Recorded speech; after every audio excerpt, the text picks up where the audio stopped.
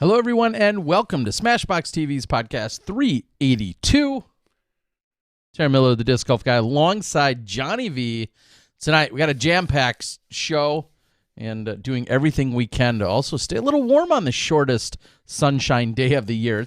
It's blustery out there. It is not pleasant here in Wisconsin. No snow. Today's the shortest sunshine day of the year? I believe so. I think they call that the solstice or something like that. I'm just going to throw around words, waiting for.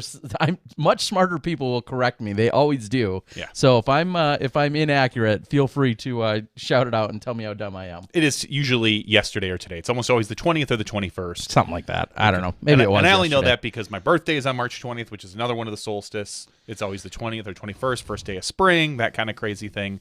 But yeah, they're not, and their solstice is. They're not solstice. That's a great question. I don't know. We should probably talk about it for the next 20 minutes while our guest is in the green room. Or we could get right down to business. We are going to welcome DGA, Disc Golf Association's newest team member and the superstar that we really saw bust out on the scene this year more than ever on the national and international stage, Andrew Marwede. That could be. Oh, oops. All right. All right, Andrew, you're back. Sorry about that. We look like we're having a few little internet issues on our side, so we're going to kind of try to fight through this. And I'm going to peek around while everybody's doing this, while we have a little interview here. All right. So first of all, welcome to the show. How are you doing, Andrew? I'm doing good. Thanks for having me tonight. Absolutely. Now, you have been probably a very busy man, in that a lot of people are coming after you and want to get the goods and the details, and call me lazy or original. I haven't listened to anyone else or talked to anyone else. So I'm here to get it from you straight as to what's taking place in your professional career. Tell us about this recent shift or transition for you. Yeah, so this is actually the first interview sent, so it is the first one. Yes. But definitely been very busy with all the changes those last couple weeks. Getting down to business, flying out there, shooting a bunch of promotional videos, testing out a lot of different frisbees, and just kind of setting the game plan for the rest of the year. All the guys over at DGA have been working their tail off trying to get things ready for the announcement. Now that things are finally out there, we're working on things for this upcoming season. So definitely has been busy. A little bit of cool down right now, but it will definitely continue to be busy throughout the season. I am far from brilliant, but I just thought of something. Is there any chance that when you were shooting the video in the airport, had you already arrived at an airport, or was that you truly leaving Michigan and say Tyler met you there, or did you meet him in like Kansas City and you had actually already been kind of on the road? Was that shot in, is there some trickery? Are you rooting the behind the scenes stuff here? There's not too much behind the scenes. It was when I arrived at the airport. Yes. Okay. I was like, okay. All right. So, very exciting news, but let's dig a little bit back. You had been with Innova for how many years? 4 years. For 4 years. Talk to us just a little bit about at that time, what that meant for you and your career to get a sponsorship, a major disc golf company, and a sponsorship. How did you even go about that in the first place? I kind of just reached out, honestly, as any person starts, throughout email, just searching for companies, and that was the first one that I strived to be on, and it was long and successful. But I was mostly just focused on myself playing, and then the results proved itself throughout the tournament. So kind of just went from there, and have been on there since. But definitely a new beginning. Yeah, and so I think everybody, call it an easier the stock question, but everybody knows how successful you've been and how much you've really talked about and used Firebirds, namely a Sexton Firebird, and then also having a Marwede fundraiser Firebird. And I heard you're selling them all really cheap now. Yeah. All the Firebird, Sexton Firebirds. It's a Firebird sale, a fire sale, right? No. Have people reached out to you for them now? Is that kind of the... Like, hey, maybe he's willing to part with them? Yes, they have reached out. But, hold on to him. Yeah. I mean, you can still be a collector even if you're not throwing them. So, right. But the real question is, with that being such a staple in your bag, talk to us a little bit about developing and refilling a bag with all new plastic and what's going to be kind of your workhorse there. Yeah, so obviously getting a whole new bag has its challenges, but I wouldn't really classify it as being too difficult. Obviously DGA has a full lineup, and I'm very confident with all the molds that I'm currently throwing. But I am also allowed to throw a couple molds of Discraft. So the ones I have in mind or are currently in the bag are the Zone and the Raptor. So those are just a couple slots that I'm trying out currently. But as for the rest of the lineup goes, I'm pretty confident and pretty satisfied with all the discs that I'm currently trying out and that are currently in the bag right now. But as for the the Firebird slot or whatever, so I do have the Raptor in there, which is pretty close, same similarities. But I'm also trying out a Glow Bonsai from DGA, which is would be more of like a seasoned, overstable fairway driver that I'm currently loving right now. So a couple different options, but I forget who I heard it from, but somebody I listened to about switching sponsors, implemented a lot on not trying to correlate between two different discs, but learning new discs and making it your own and adjust to how you throw it rather than trying to say, this is going to replace this, that is going to replace that. So just trying to work with my current bag and really make sure that I cover all the spots and shots for my type of play. So, but definitely growing very confident already in the first couple weeks. And for what it's worth, I think we all know that when you are a skilled disc golfer and then you have some discipline and you've got great work ethic and you go out and you practice, you're going to be able to make those adjustments. It's probably just a matter of consistency and being really comfortable with what those replacements or those changes become. And that's not to devalue any brand, but at the end of the day, it's always, it's the thrower, it's not the disc. It's just how well does the thrower know the disc, I think is really the question out there. When you were, well, let's back up. Most contracts that we see from Innova tend to be 1 year, and that was kind of a standard, I think, in disc golf. And of course, we've seen multi-year contracts take place over the last, some of our biggest names, but it seems like 1 year still seems to be a standard. What is it with DGA? What did you lock into a 1 year? Do you feel like it's a trial year? Do you multi-year? What are you looking at? It's a multi-year for sure. Yep. So okay. It's a 3-year deal. Awesome. And what were some of the things that? And we all know there's never anything about being a bash session, but what were some of the things we'll say about DGA that maybe wooed you over or excited you that maybe were lacking or weren't being provided or addressed with a prior contract? Because there had to be something that made you say, hey, yeah, I'm going to switch up my whole bag and completely change up companies. Speak as specific as you'd like to, but what were some of those things? Yeah, so definitely one of the the main positives that I encountered was the level of communication throughout the whole team itself, throughout the players, the organization. Just everything was from the very first phone call. I got that within the first 10 minutes, and it being a smaller company, they have a lot more opportunities to focus on larger things for specific players throughout the whole entire lineup of players that they have. So I think that the level of attention to really have that focus to strive for bigger and better things was something that really appealed to me, and that was one of the key elements for me on my switch was really getting that attention so that we can both work together to make something great happen. Does it appeal to you, or is it scary at all to kind of feel like you're the face of the brand now? I mean, you are the highest rated player on the team. You are the most well known. This last year you had a very good season, end of the season with Disc Golf Pro Tour. Clearly that was a factor in a lot of this. How do you feel about being kind of the face right now? Right. Yeah, definitely I wouldn't say it's scary. Different for sure. Definitely very new to me. But I think it's a challenge that I've been waiting for, and I've accepted, and I'm super ready for it. So I would say not so much scared, but as I am excited. But I think the challenges that will come will, it's going to happen. I'm just ready to face it head on and really make the most of it.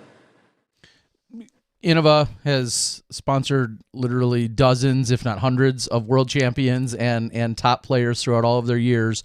And DGA, as you just mentioned, smaller team and maybe not as much of a focus on the sponsorship of the players that are out there. They've got a lot of great sponsored players, but certainly not the depth, and as it just doesn't seem as if it's been as much of a focus yet. Exactly, and I guess that's kind of where I'm going with is, kind of what Johnny was just saying. You're a big fish in a smaller pond, and do you maybe sense or feel that there's maybe even a cultural shift that might be taking place at DGA? Maybe you're the catalyst for something like that?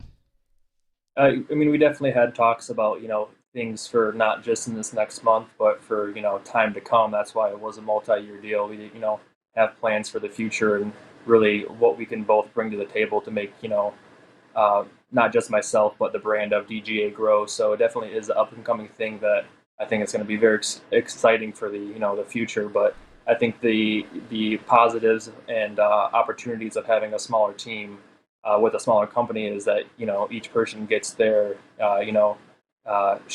shared time with each other, and really that, like I said about the communication, is that you don't have to worry about hundreds of players on a team when you have a very good core set of players that all work together, bond together, communicate well, and just are good for each other and for the brand. It really helps things progress faster and in a good, essentially a good workplace environment.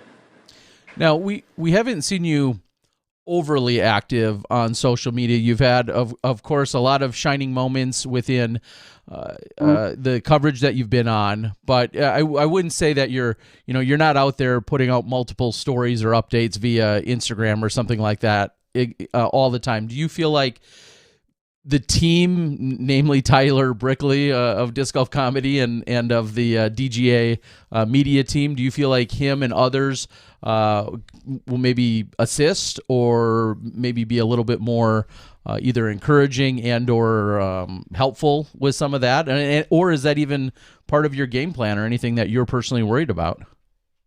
Yeah, so the marketing there for DGA, Tyler being the head honcho there, he's I got to meet him for the first time a couple weeks ago. Amazing guy, does great work. And he said, I'm here for you. Whatever you want to do, we can do it. I can do it. So he definitely has big plans, and he can do a lot. So we definitely are going to plan to work together a lot, in the next few years together.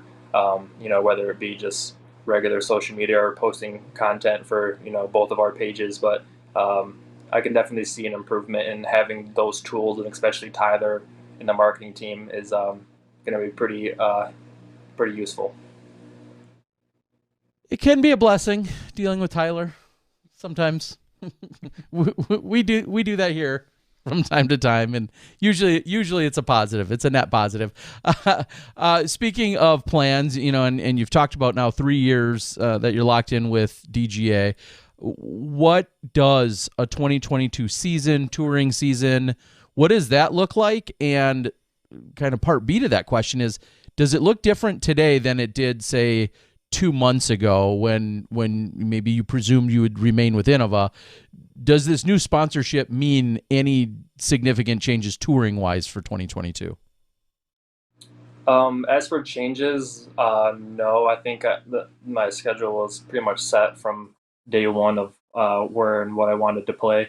I think I'm only missing 2 pro tours out of all of them. So I'm, obviously it's still full time, but only missing a couple. So definitely plan to hit most and as many as I can, as always. And what does that look like? Is that a van again? I think you were just in the midst of a van last year, right? Is on a van, full-time touring, that's kind of the game plan? Yeah, it's getting remodeled currently by a good friend of mine, so it'll be up and running by next month. So pretty excited for it. I love seeing the vans when they get decked out, and we've seen everything from, I think, of Lisa Fakis and her design to Holly Finley's, to Nate Perkins and James Conrad and everything in between. All these beautiful vans. What's are you going to be really subtle and flying under the radar, or is it going to be something that's just absolutely plastered? And what would that look like, or what's it going to look like? I would say it's undecided as of right now, or at least there's no plans to. It's just going to be a white van, at least when it's finished. But as to answering that question, I'm not quite sure yet. We'll definitely have to see, though. There are talks. Yeah, I feel like a spray painted wizard on the side, like just like, or a dragon or something totally ununrelated to like all the branding. Make it look like the Mystery Machine from Scooby Doo. Yeah, there's a lot of things we can work with. All right, let's take this one step farther and say, if you were going to have the van and it was going to be incognito, and you wanted to throw everybody off, so you can't just go with white and keep it plain, but you didn't want them to know you were Andrew Marwede, the disc golfer, what would you put on it? Like, what other wilder, crazy, completely unrelated thing, what theme would you put on it to throw people off? Honestly, I'd probably just like Velcro a bunch of like markers to it, and just whoever walks up to it, if they want to draw a design on it, they can go ahead. Which I'm not encouraging. Please don't do that. Please don't draw on his I was just gonna say, do you know what you're saying here? Okay, yeah, don't draw on his van, but okay, you can make it. No, I don't have a design. Yeah, I'm not sure. All right. What is these next few months look like, and when will the tour and the year and the 2022 season really start for you? It's going to start in February for the Las Vegas Challenge is the first one. Okay. And until then, what's that's almost exactly 2 months away. What do the next 2 months look like for you? So it definitely is still the off season. Obviously, being in Michigan, it's pretty cold, so it's hard to get out and play every day, especially when you're trying to work in a entirely new bag. So a lot of indoor training, indoor putting, throwing into a net, so indoor field work, and just hoping you get that a couple days in a row where it's above freezing to go outside. But mostly just staying at home, enjoying the off season, preparing myself, and doing as much work as I can possibly do. And someone had asked on the board, do you feel like you're leaning toward a favorite disc or mold, or what is a signature disc or tour support disc or whatever that might be for you? What is that looking like right now? So there is a tour series, in plan right now. I'm not going to quite release that, but a few of the discs that I'm currently loving is obviously, putting being one of my main facets of my game. I'm really, loving the Stone Steady BL. It's the beadless steady. So really loving that putting with, and then you have your approach putter, the breaker. It's super great for forehands and backhands. So my really confident in my putters to start with, and then as for fairway drivers, like I said, the Bonsai. I've been really working with that disc. With a few different types of plastic. Varying stabilities is going to be key for in those woods and those technical shots, and then obviously the main driver. Everyone loves a Hurricane, so those are just a list of few, not to name too many, but there's definitely some I would say like utility discs that DJA offers that you don't really see too many like in other brands, like the Undertow, which is like a disc I've like never even thrown close to before. It's it's a high-speed driver that is dead straight, so it's pretty crazy some of the tools they have. And and the Blowfly, the one that's the disc that flops around, if you don't know what that is. So you'll be seeing that in my bag as well. So they got some tricks up their sleeves, but as for filling every slot in the bag, they have the consistency like they always have, and definitely feeling confident about that.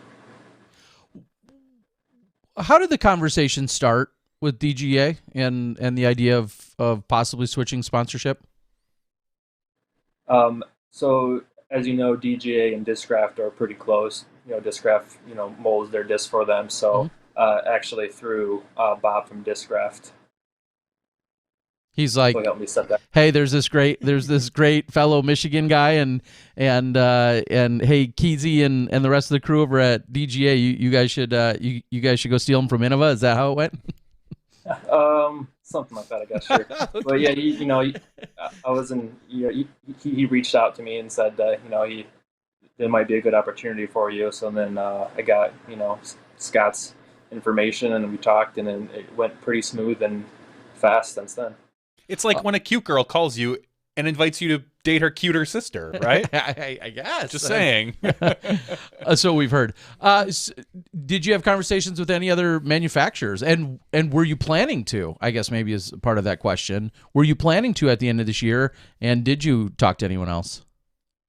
I did talk to a couple others, but nothing in depth of working on contract agreements and stuff like that. It was once I talked with Scott and KG from DGA, it kind of went pretty quick and easy from there. So it was pretty smooth sailing on the terms and negotiations and all that good stuff. Well, that's awesome to hear, and it's definitely going to go down as one of the kind of out of left field surprises, I think. I mean, and clearly this is of no disrespect to DGA, but most people aren't saying, "Oh yeah, hey, I'm just sitting here waiting for that call from DGA," because they haven't been that focused. The history hasn't been there. Developing a wide and deep team, and going after someone of your caliber. And of course, they have had lots of great players, but they just haven't been very aggressive in that market. So that's why I think this feels like it came out of left field. Has anyone else echoed that or felt that way at all? Do you feel that way, that it just kind of came out of nowhere?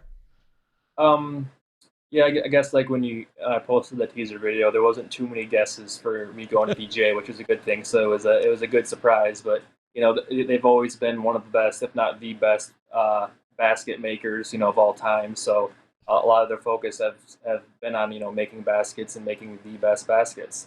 So I think they're really starting to turn heads and try to develop more discs, new plastics, more of them, trying to get that their discs out in the market to show everyone that yes, we do make great baskets, but we also make great discs as well. So I think they're really starting to have that good push, and maybe that's why they signed me to really help promote that, which I really think that I can do and really showcase the world that DGA does make great discs as well. And I threw the sale this weekend, and I believe it was on hole 4 at Dretska. One, two, three, one of those holes, and it flew phenomenal, nice and straight, a little flippy, just didn't have to put much onto it, and it was 280 feet straight ahead. It was perfect. You should probably wait for the call tonight. I've been messaging Scott Keezy and Tyler. I'm not getting a response. It's very strange. You don't have that Marwede poll. I don't. Okay. All right. Well, we promised we'd keep you here kind of short here tonight.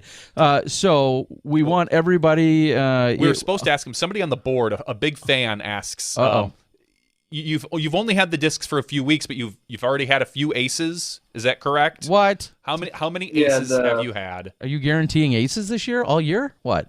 I am guaranteeing. No, but so the very first day that I had a full DGA lineup in my bag, I had 2 aces in the same day, or no, back-to-back days. So, I had 3 aces in the first week and a half throwing DGA. So, and then it started to get 20 degrees and snowing, so I didn't play as much after that. But DGA discs go in the basket first try, apparently. Yeah, I mean, those are some pretty bold statements that we're going to have to see how much you live up to those this year. I just put the link out there. So if people want to go and check out more, they can find it at discgolf.com/Marwede. Give us I know you said you're kind of working on a Tour Series disc. What is the best way that people can support you in addition to DGA? What are the best ways people can support and or follow you and the rest of your journey here? Yeah, so right now the discs that DGA posted for the announcement video are a very limited run. So if there are still some available, purchasing those help out myself and DGA as well. But that is going to be the very few first of many releases throughout the year. So in order to keep updated about those releases, obviously following myself on Facebook, Instagram, Twitter, and then obviously DGA. You really can get all those updates for the releases throughout the year, and that's the best way to support myself and them. Yeah, it's been incredible, and like I said, to come out of left field the way you did, do you? I guess I don't want, without regurgitating that exact same question. How surprising do you think it was for everyone else in terms of even your fellow peers? Like, were these conversations with other people that you play with or tour with or that you know, did you bounce any ideas, and was anyone else surprised? I would say the majority of people were definitely surprised, because like when they thought of me, they thought of a pig and a firebird. So, but just because I stick with what I know best, and I use this often. So I'm sure if we have a chat a year from now, you're gonna say when you think of Marwede, you think of a bonsai and a something else. So. That makes sense. And I'm just going to go out on a limb here and say a few months ago I posted a good friend's very old original pigs that are apparently quite valuable. You said you'd love first dibs at those, and I'm guessing you may withdraw that offer on wanting those pigs now because you won't be throwing them. Yeah, it's okay. Someone else can have them. But if anyone has some nice breakers, I'll take those. All right. Well, that makes sense. Andrew, well, we wish you the best of luck. We're excited to see you along this journey. We're excited to see DGA continue to push forward. We're a very DGA-centric state in Wisconsin. I grew up on Mach 3s. I know Michigan, where you're out of, very much grew up on Mach 3s. A lot of the Midwest. And then so much, evolution within the basket categories that have taken place throughout the years, and to see them now invest in a young superstar like you, hopefully, that becomes the first of a handful of stars that we see them up there and contending for wins week in and week out. So we wish you the best of luck, and looking forward to seeing a couple months in Vegas, and maybe you could take down a big one for Team DGA. That would be awesome. Really appreciate you guys having me on, getting a little bit of taste of what myself and DGA is all about. So thanks again, guys. Really appreciate it. All right. Well, have a good night. We know it's late out there in the East Coast, so take care, and thanks for joining us. Talk to you later. Thanks a lot, Andrew. Thanks, guys. See ya. I'm really looking forward to seeing some of the commercials that Tyler Brickley and Andrew are going to be able to create now, because we have seen in the past that Tyler is very talented with a lot of his with cameras and editing. Now here's where he's so happy to go along your theme. He's happy because when he shoots most of those things, it takes him 10 or 12 takes to get one of the good shots down. Now that he's got Andrew, he can be like, oh, okay, well the filming of this will go so much quicker because he's going to have a talented guy to rely on to throw some of those shots. So yes, very excited to see what's going to happen. And we do appreciate Andrew joining us. I didn't realize we were officially the first people he was talking to about it. And I'm sure he's going to continue to go out there and give everyone the updates in the print and digital world and everywhere else, some other places and podcasts. But thanks for joining us, Andrew. Yeah, for sure. And I think if you want to hear more from Andrew, I hear that there's a DGA live broadcast or podcast tomorrow at some point. With Tyler Brickley and I think maybe Ben. So Ben Sorensen. So you can go check more of him out. If we didn't fulfill every single question that you have, I'm sure they'll be getting a little bit more into the nitty-gritty of maybe his DGA bag and what exactly he's doing. And if not, they have to now. Yeah. Well, get their work cut out for them. All right. Well, we're going to keep things rolling. There's some other exciting news taking place that's involves the Disc Golf Pro Tour, one of the major events on the tour. And this gentleman is largely behind that. We're welcoming right now to the show Blake Shaffer. How you doing tonight, Blake? I'm doing great. How are you guys doing? Good. Who's your new sponsor? Who do you got? No. Well, I don't have any sponsors. Oh, okay. This is sponsor time of year. This is what we have people on for. You have to announce a sponsor. We talking sponsors.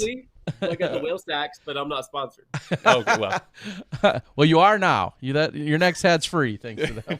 That's right. Reach out to Tina. So, Blake, a week or so ago, someone had reached out to me, said there's some exciting news taking place within the Disc Golf Pro Tour. I then find out that you're the man behind a number of happenings and what's taking place. But there's one specific new exciting update taking place within the Pro Tour, and I'll just give you the floor. Tell us what's going on. Yeah, so is it cool if I tell a little story? Please do. Yeah. Okay, so last year when, like a lot of people, when the pandemic hit, it was really like the first time in 30 years that I wasn't either playing sports or coaching my kids' sports. My daughter had decided to stop doing travel sports, and and it was really for the first time since I was probably 6 or 7 years old that I wasn't involved in some kind of sport. And so a friend of mine asked me to go play disc golf, and I had played 3 rounds maybe in my life in college and never really thought much about it. I had a Leopard 3 in my back of my truck. And so I go and play this little 9-hole course close to my house, and something just like snapped in my head or something. Like, you guys hear this probably all the time, but I literally fell in love with the sport. And I'm a guy that loves to compete. I love to like challenge my body, and I learned all the physics and everything that went into it. And I literally fell in love with disc golf and started getting super involved. And so I own an accounting firm in Ohio, and it's something that I started 13 years ago and hoped that I was able to build a successful company. I have 20 full-time employees, and we help thousands of clients all across the country. And I decided that I was going to get into disc golf, and I wanted to be a part of disc golf and help make it. It was something that meant a lot to me and something that I was developing like a love for. And I just loved the sport. And so I went to my team. I played all winter last year and got into it and played lots of tournaments. I bought way too many discs. I literally bought like 300 and something discs. Jeez. And got into it. Oh, it's not a joke. Each one of them made you better, though, right? That's right. I don't know. But my wife was like, you should do this downstairs in the basement with all your discs. And I'm like, I don't want people to see how many discs I have. And so, I really got into it and just like fell in love with it and competed. And it was cool to be able to compete. And it was great. And so in January, I went to my team. I always go to my team every year. And we like cast a vision of what we want to do over the next year, 5 years. And I told him, I'm like, we're going to become the accountants of disc golf. That's what I want to do, become the accountants of disc golf. And my team's like, well, how are you going to do that? Like, you don't know anybody at all in the entire industry. And I thought, well, I'll just start reaching out to top players. And at some point, someone's going to respond. Like, I'm sure the first person I message won't respond, but somebody will. And so I messaged Ricky right away. He's from Ohio originally, and said like, hey, I'm from Ohio. If you ever need something, call me. And he responded within minutes. Like, hey, call me tomorrow. I'd love to talk to you. And so the first person I messaged responded. And just that easy. I tell people all the time, like, you just ask. Like, it's a funny story about how I met my wife. I asked her out like 6 times, and she kept saying no. But at some point she said yes, and so I just kept asking. Jeez. I mean, it was a different time. Now they call that harassment. Oh, Ricky's actually, I'm running from the feds right now. Let me get back to you tomorrow. I got tax evasion problems. No, go on. My wife we were friends, so it was just like, hey, I really like you. At some point, we got to go on a date. So,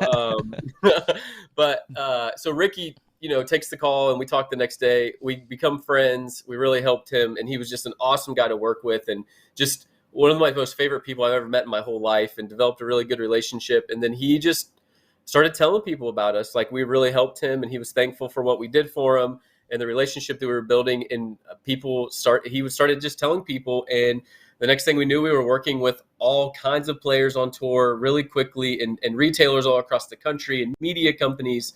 And we're so thankful to be doing that and helping businesses and players in disc golf make better decisions and really help them with their business. And it's been great to be business advisors.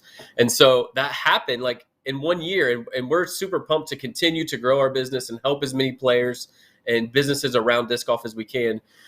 And we sponsored a B tier last year. I got into it right away and sponsored a B tier in my local community. And then this year we sponsored a small C tier, and then this thing called the Hazy Shade Biop, which is the biggest doubles tournament in the entire country. about 1,000 players that play in it, and at least that's what I'm told. And it's an incredible tournament that's run by a retailer locally.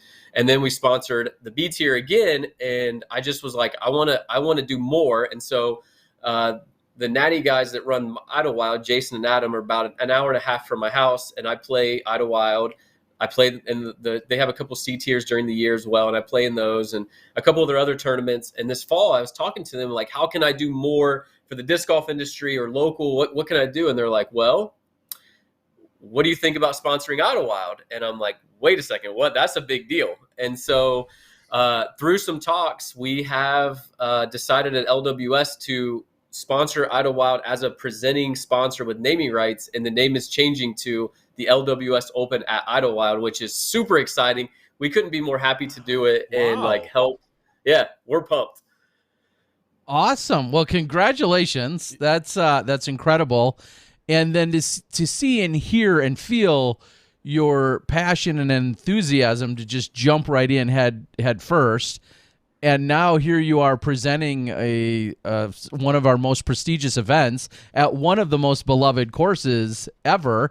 Well, okay, Andrew Marwede might argue a little bit right now with his frustrations last year. Now, he had a great performance, but wow, so congratulations. And what does that mean for your company? Let's put it there. I love the setup and who you're working with, but what does that mean for you and your company to say you're presenting sponsor of something of this magnitude within the sport of disc golf?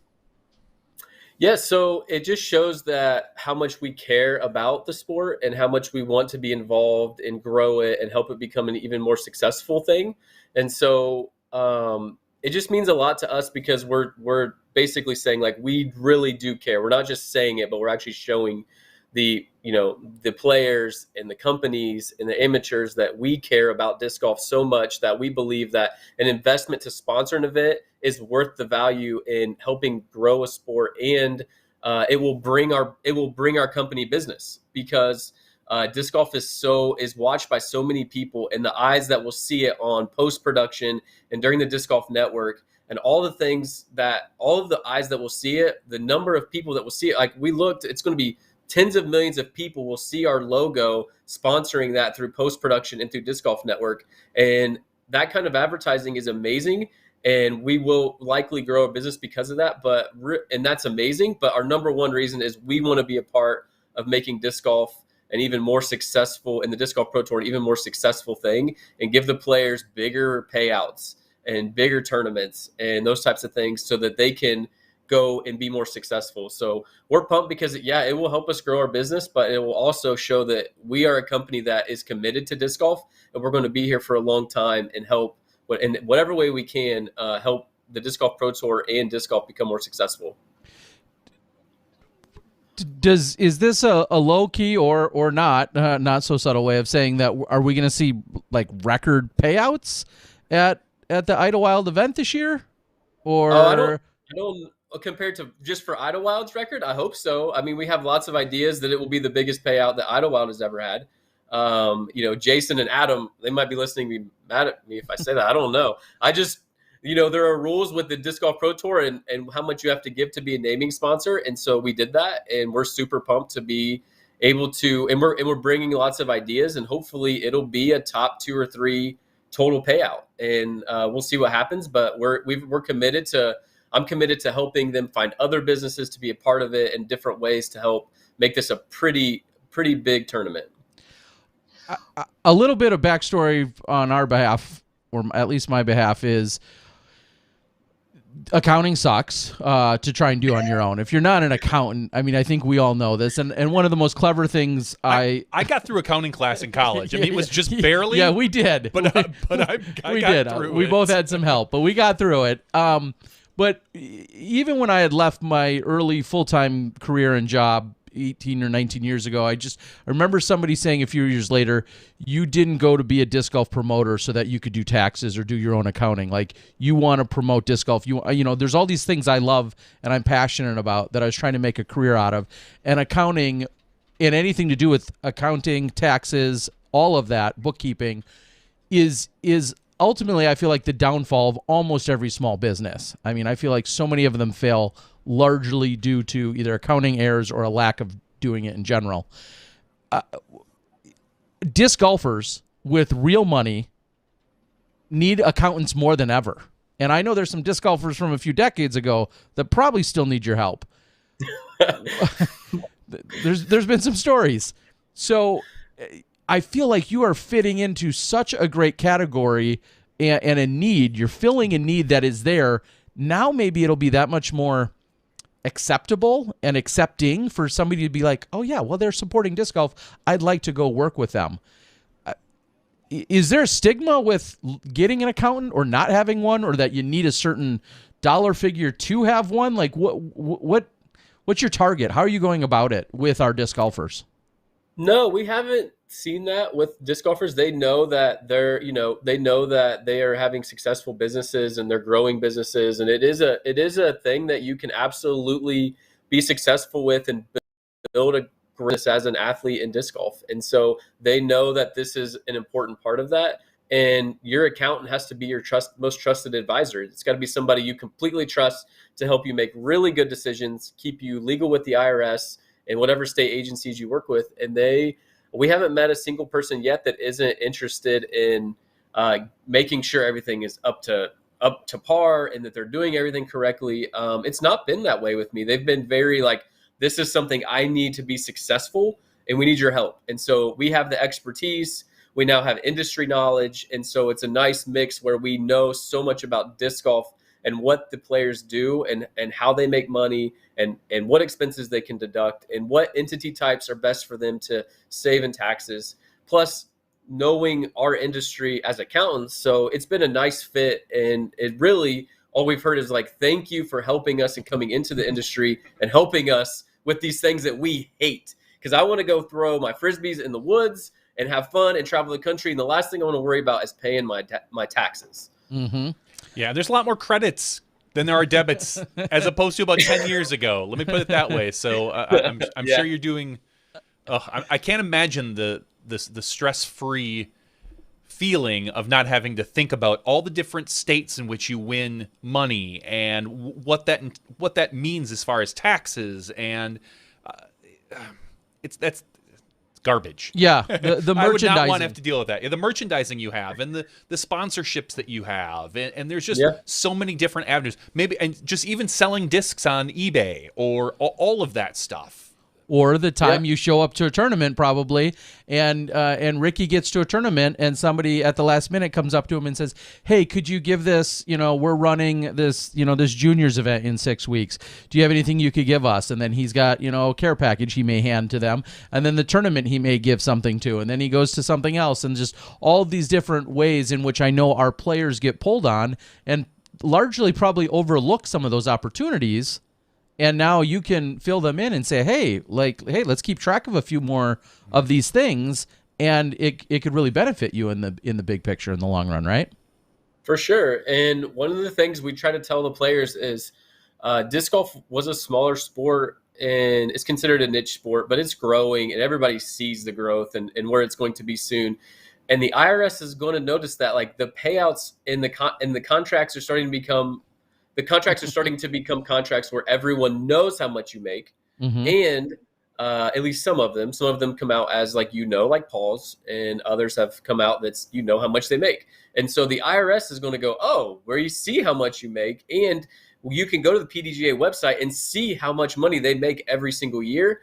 If you don't have your stuff in order, the IRS could easily go to an industry and go, oh, that's easy. We know how much they make without even trying, and is it matching the tax returns they're sending? And so we're able to keep people very legit, very happy with making good decisions. And it's been great. Like most of the players that we've had, they've always filed their taxes. They've always done what they needed to do, but they didn't realize maybe some deductions they could do or things to help them make really good business decisions. So it's been fun to help them make good decisions and be an asset to them in their businesses. So do you recommend that the players file quarterly or just at the end of the year? It depends. It completely depends on the person, and we don't like generalize any of our players. Each one is a very specific situation that we walk through every single thing with them and make sure that they're getting the best advice. But, from a player that's just getting started to one that's been around forever, we work with them and figure out what's best for them. But yeah, it depends. If you're doing well, you should probably be paying your taxes quarterly so you don't get penalties and interest. Now, everything you're just talking about in terms of providing some advice and maybe a little bit of insight, obviously a lot of that falls all within, accounting practices. And like you said, your accountant should be one of the most trusted people you know and work with. We're seeing other people also jump into the realm of being overall agents, being some kind of a negotiator, and all those types of things that are happening. That's got to be something that's in the neighborhood of what you're thinking and doing as well. And what does that mean or look like for you and your company?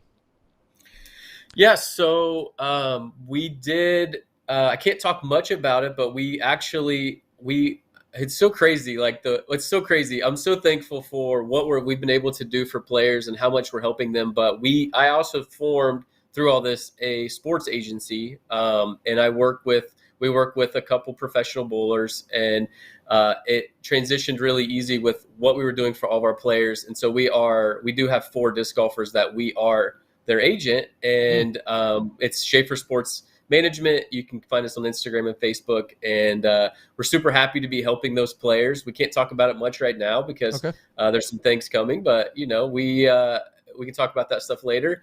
But stay tuned for that. But it's something super exciting that we're loving, and what we're trying to do for those players is show their value and show the value of disc golf to brands that aren't currently in disc golf, and so that they come into disc golf. And so we've had some really great conversations with brands who sponsor other sports or sponsor other athletes in different sports and show them how much disc golf has grown in just a short period of time, how great the players are, their followings on social media. And when you show them that, they get real excited. And so we've had some brands that want to then sponsor the Disc Golf Pro Tour a little bit, want to sponsor some different tournaments, and want to get involved in disc golf. And so we're very focused on finding outside of disc golf that businesses that aren't currently in there that love to sponsor talented athletes in sports, and then show them how special disc golf is, and then bring them into the sport and sponsor players and different things.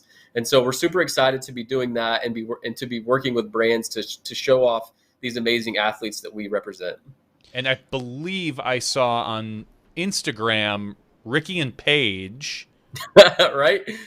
Yeah, I mean, I don't know if they spoiled the secret or not by linking to you, but and you said there's 2 other players. Is that right so far? Yeah, we work with Missy and Germ as well. Missy and Germ, that's right. Okay.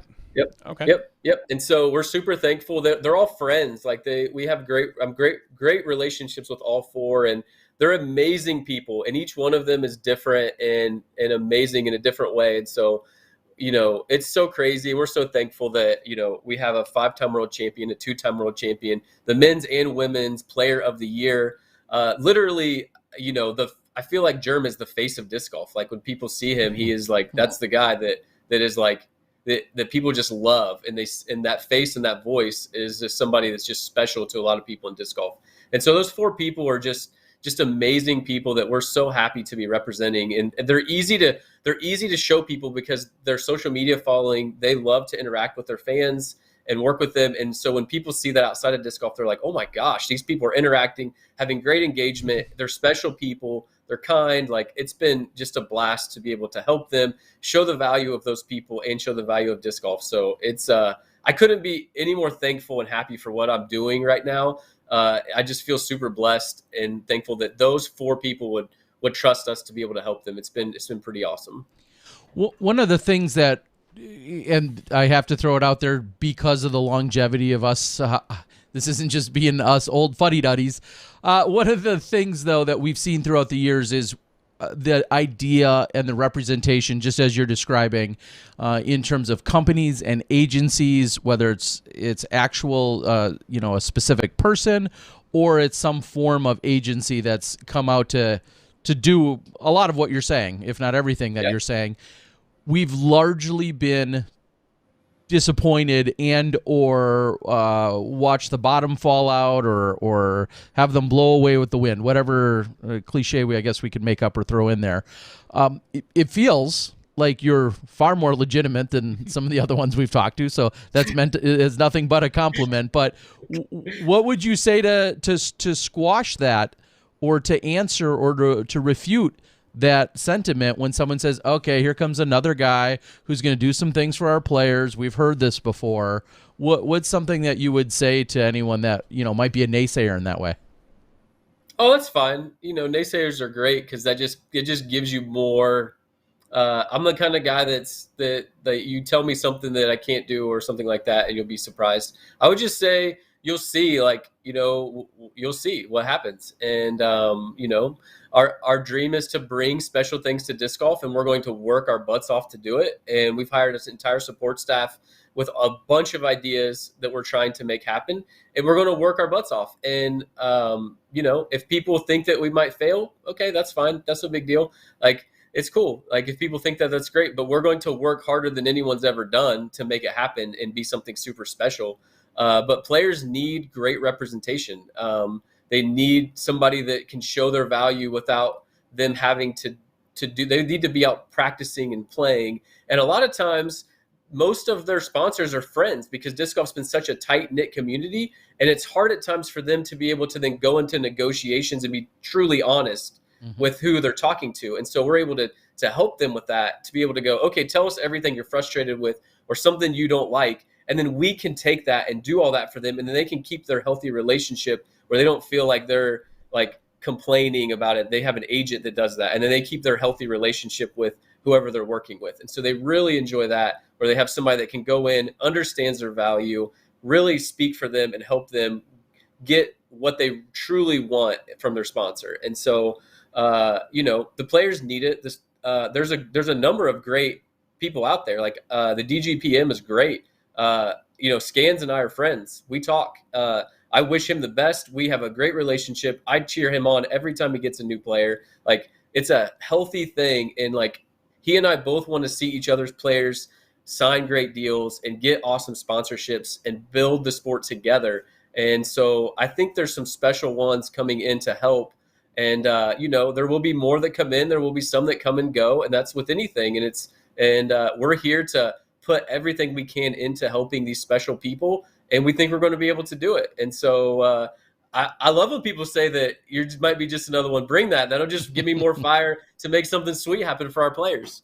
Well, and we, thankfully, as far as we can tell, even the ones that have come and gone, there really hasn't been any negative repercussions. It's failed.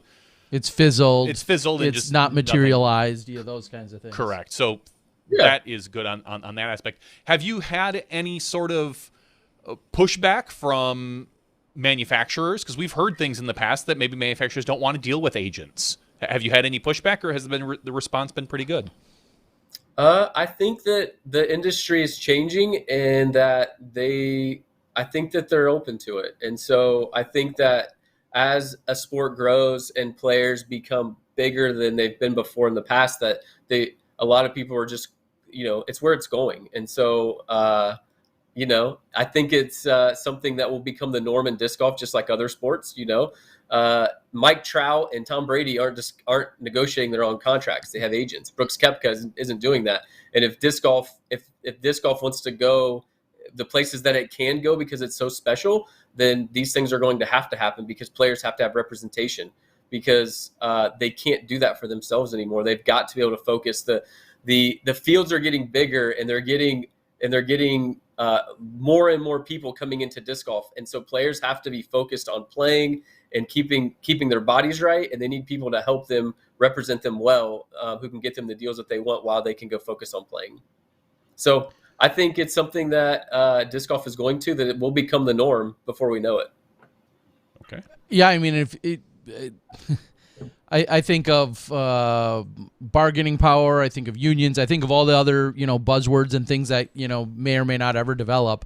But I think about how our manufacturers may be the least excited about, depending on how the relationship goes, could be the least excited, because they're going to potentially see that this isn't going to cost them less money. to deal with their players.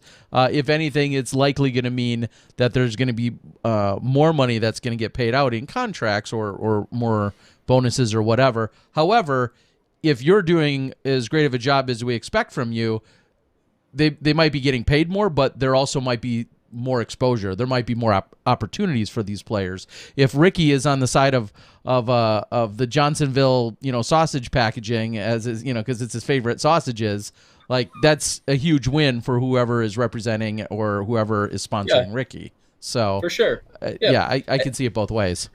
Yeah, and we have great relationships with everyone we've talked to, and it's been great. Like the team managers in disc golf are great, and I think that the sport has great team managers across all manufacturers, and I think that the sport is set up to do really well for a really long time with all of the managers that are at each of the manufacturers. I really do. I think that the players have managers that are really working hard for them, and I think it seems very special what I'm seeing from all of them. So I'm very encouraged by it.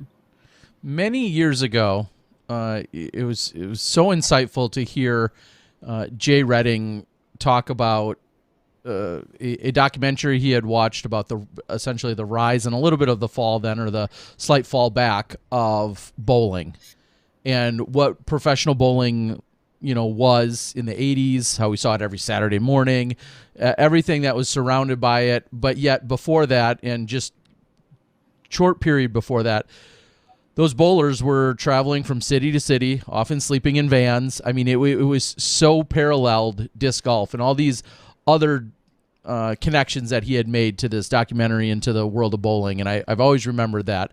So then my question to you with all of that maybe even in mind is, as you represent disc golfers and bowlers, and you're obviously familiar with both, do you see similarities? Do you see differences? Do you see worlds of opportunity for us, or one sport over the other, even at this stage? What are you seeing when you're looking at these two sports?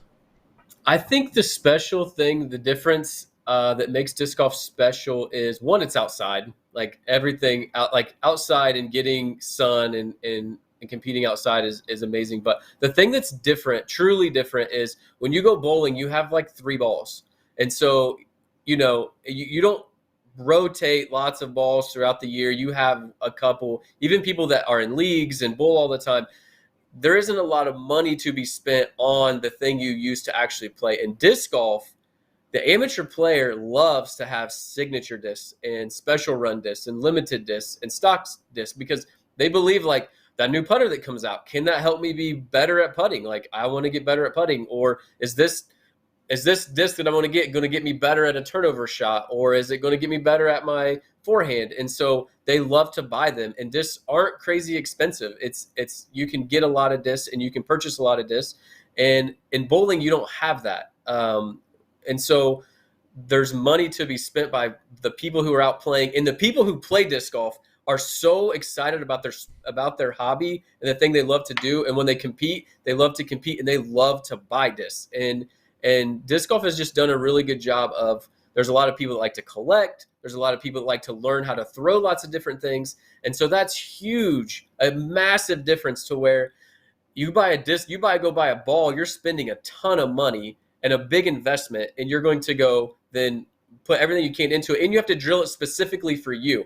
In disc golf, you can go buy a disc, you don't love it, you can go online and sell it to somebody else or give it to a friend and try something else. And so I think that there's a lot more money to be spent by the amateur that's watching, and I feel like the fans in disc golf follow the players more because they can connect with them really well on social media, and then they can watch them on the Disc Golf Network on almost every single NT, and that's special, where you can watch every Sunday, watch someone go for a win. And so in bowling, that's a little bit different. Bowling is a very special sport too, but in disc golf, I think those are the differences that allow what I see, and I can see it growing, is when you get into it, you're like, I got to go buy all these discs and learn all this. Where when you're a bowler, you go buy 2 balls, and that's what you got for maybe 3 years. Well, I'm sure your wife is glad that you went with disc golf over bowling, because if you had 300 bowling balls in your basement, Plus, we'd think that's weird. Yeah, that's just strange.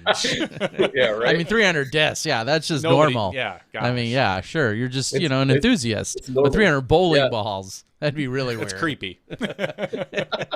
Yeah, I'll show you this. My team. So we had a Christmas party at work today, and I can't put it down. But my family, or I call my family, but all my employees got me this reverse Halo destroyer, and I'm like, practice, or I'll put it on the wall. That's never going in the bag ever.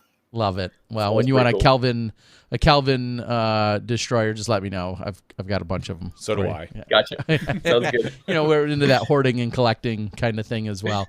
Yeah, you're right. There is so much money to be exchanged, and I do go to the given where you say, okay, a disc, and you just need one or two discs. You need $15 to $20 to $30. Most courses are free or very inexpensive, and you're out playing. Whereas just to go out and get a basic club, you're talking hundreds of dollars plus greens fees. But eventually, you get an entire bag of discs, and then you're constantly swapping them out. You're trying new ones. You're losing them. They're wearing in. They're breaking. Whatever. They're scuffing up, and then there is a constant cash flow of buying, selling, trading, all of those things that are taking place. So, yeah, disc golf, we love to promote it as relatively cheap, and it is. But when you get hooked, that kind of goes out the window. Yeah, to start. That's with anything in life that you love, you're going to put a lot into it. True story. And Terry walked in as I was looking at this. In the new house I'm in, I'm trying to set up a workshop in my garage. All I've been doing is watching woodworking videos and looking at tools that I want to buy now. Like I'm never gonna build 6,000 cabinets. Why do I need a cabinet?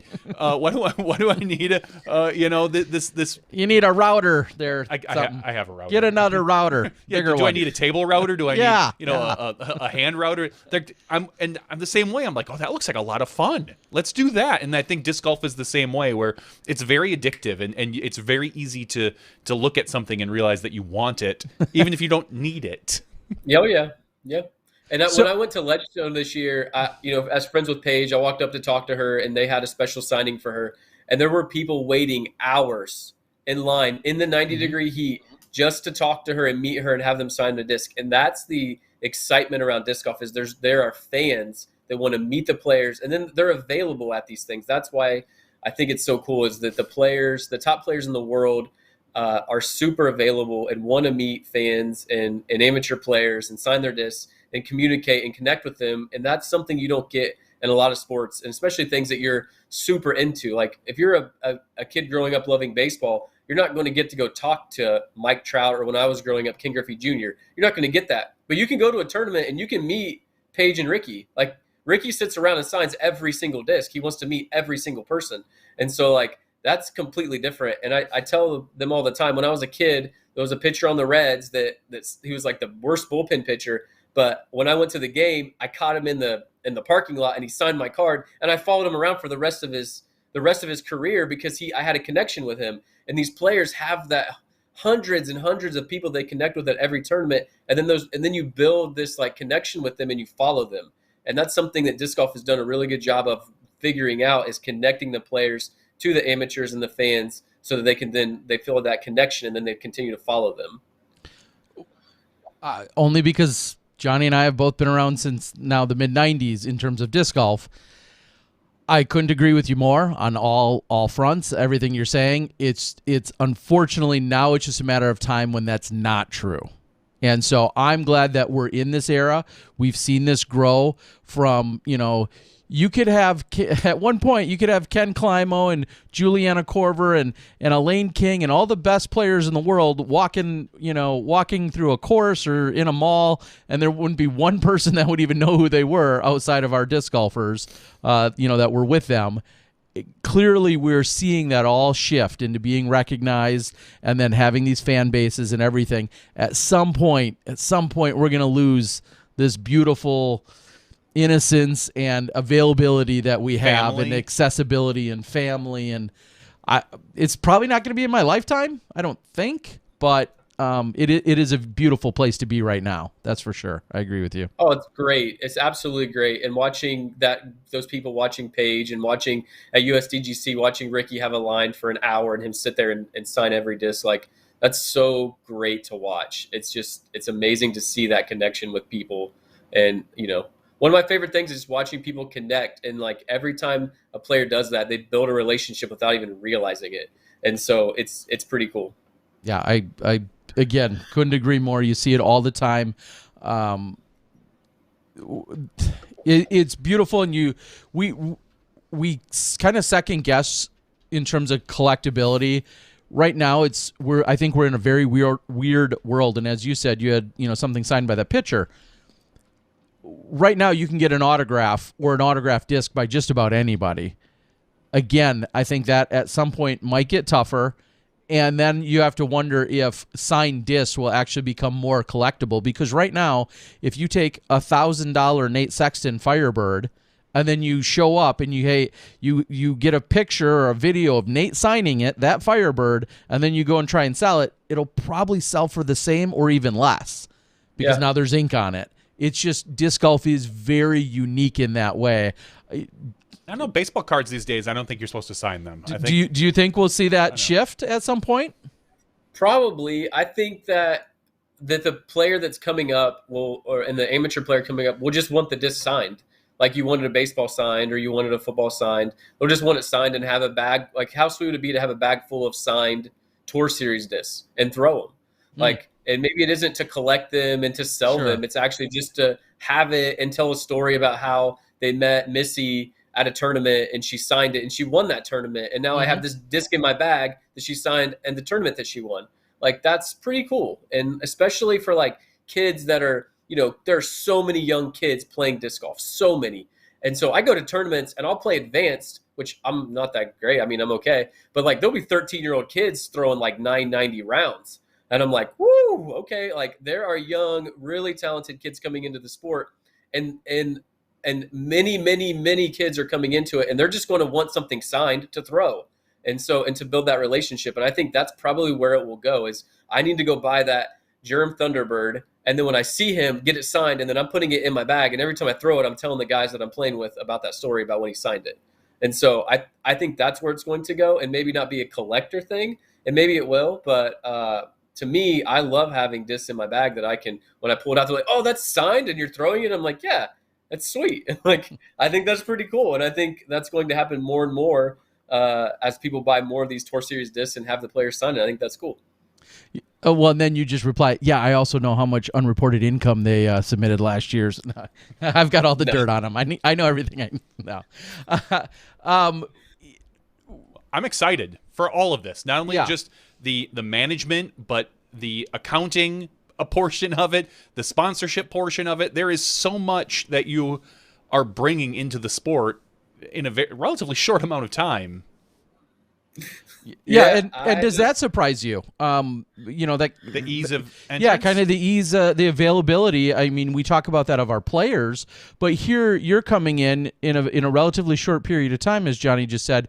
You're making a big splash with being a presenting sponsor, and then also being able to just make waves within our sport. Is that good or bad that our sport is that accessible and maybe could be influenced so quickly and easily? I mean, what if you're scrupulous? Yeah, I think it's amazing. Like when you're trusted by the disc golf community, then they tell everyone, and that's what's amazing to brands. And we tell them, I'm like, when you come in and it's something that they like, you're like family, and it means so much. And the people that play disc golf and the people that spend all their money on disc golf will want to support you because you are supporting and being a part of their sport. And so I think that's one of the most amazing things about it is that it's so small and tight knit that when I see Thunderbird or I see Bushnell or whoever supporting disc golf, I'm like, I'm supporting that company because they're in disc golf and I want to support them. And I think a lot of people think like that and love that this thing that they love so much, companies are coming in and then they show them with their money. And so I think it's a special thing that I hope stays that way, that it does stay kind of, it gets big, but has that small feel to it that I feel like that's the perfect spot. It's so great. And so, I think that what I had was something that was lacking in the industry. Our knowledge was something that no one had really probably ever come into and been like, hey, we know this really well and we can help you. And so I think that people are like, oh yeah, we need this. And so I think it's one of those things in life where I have a lot of ambition. I ask a lot of questions. I don't think to not ask every question. Do you guys know there's an entrepreneur, a big entrepreneur in the world named Gary Vaynerchuk? You ever heard of him? Yes. Okay. I'm one of I chuckle because I'm one of his number one fanboys, and he's largely the reason I started my disc golf media career in 2010. So okay, yeah, this is a cool story. So Gary V is he's a great motivator. And when I was growing my business, I listened to him a lot. And when he would post something that I thought was really smart, I'd go do it. And if it worked, I'd email him and tell him, like, that was sweet. One day I'd love to meet you. And I did it enough times that within 6 months of following him, I was in New York spending an entire day with him because he emailed me back one day and said, come to New York, let's meet. I show up, I'm sitting in a room with like the richest people in the country and this guy that owns a tiny little accounting firm. And they're like, why are you here? And I learned a ton from him. And it was just because I asked.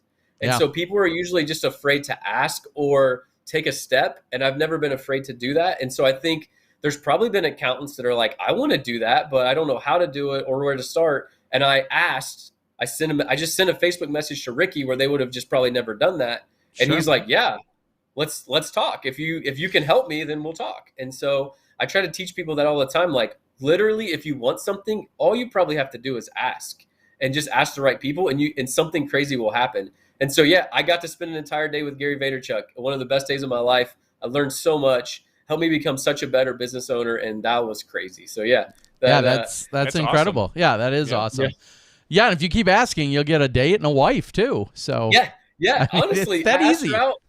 I kept. She's really beautiful and she's taller than me. I'm only 5'6" and she's 5'10", and she kept saying like, "Well, you're too short" and stuff like that. But I knew she was supposed to be my wife, so I just kept asking until she said yes. All right, I like it.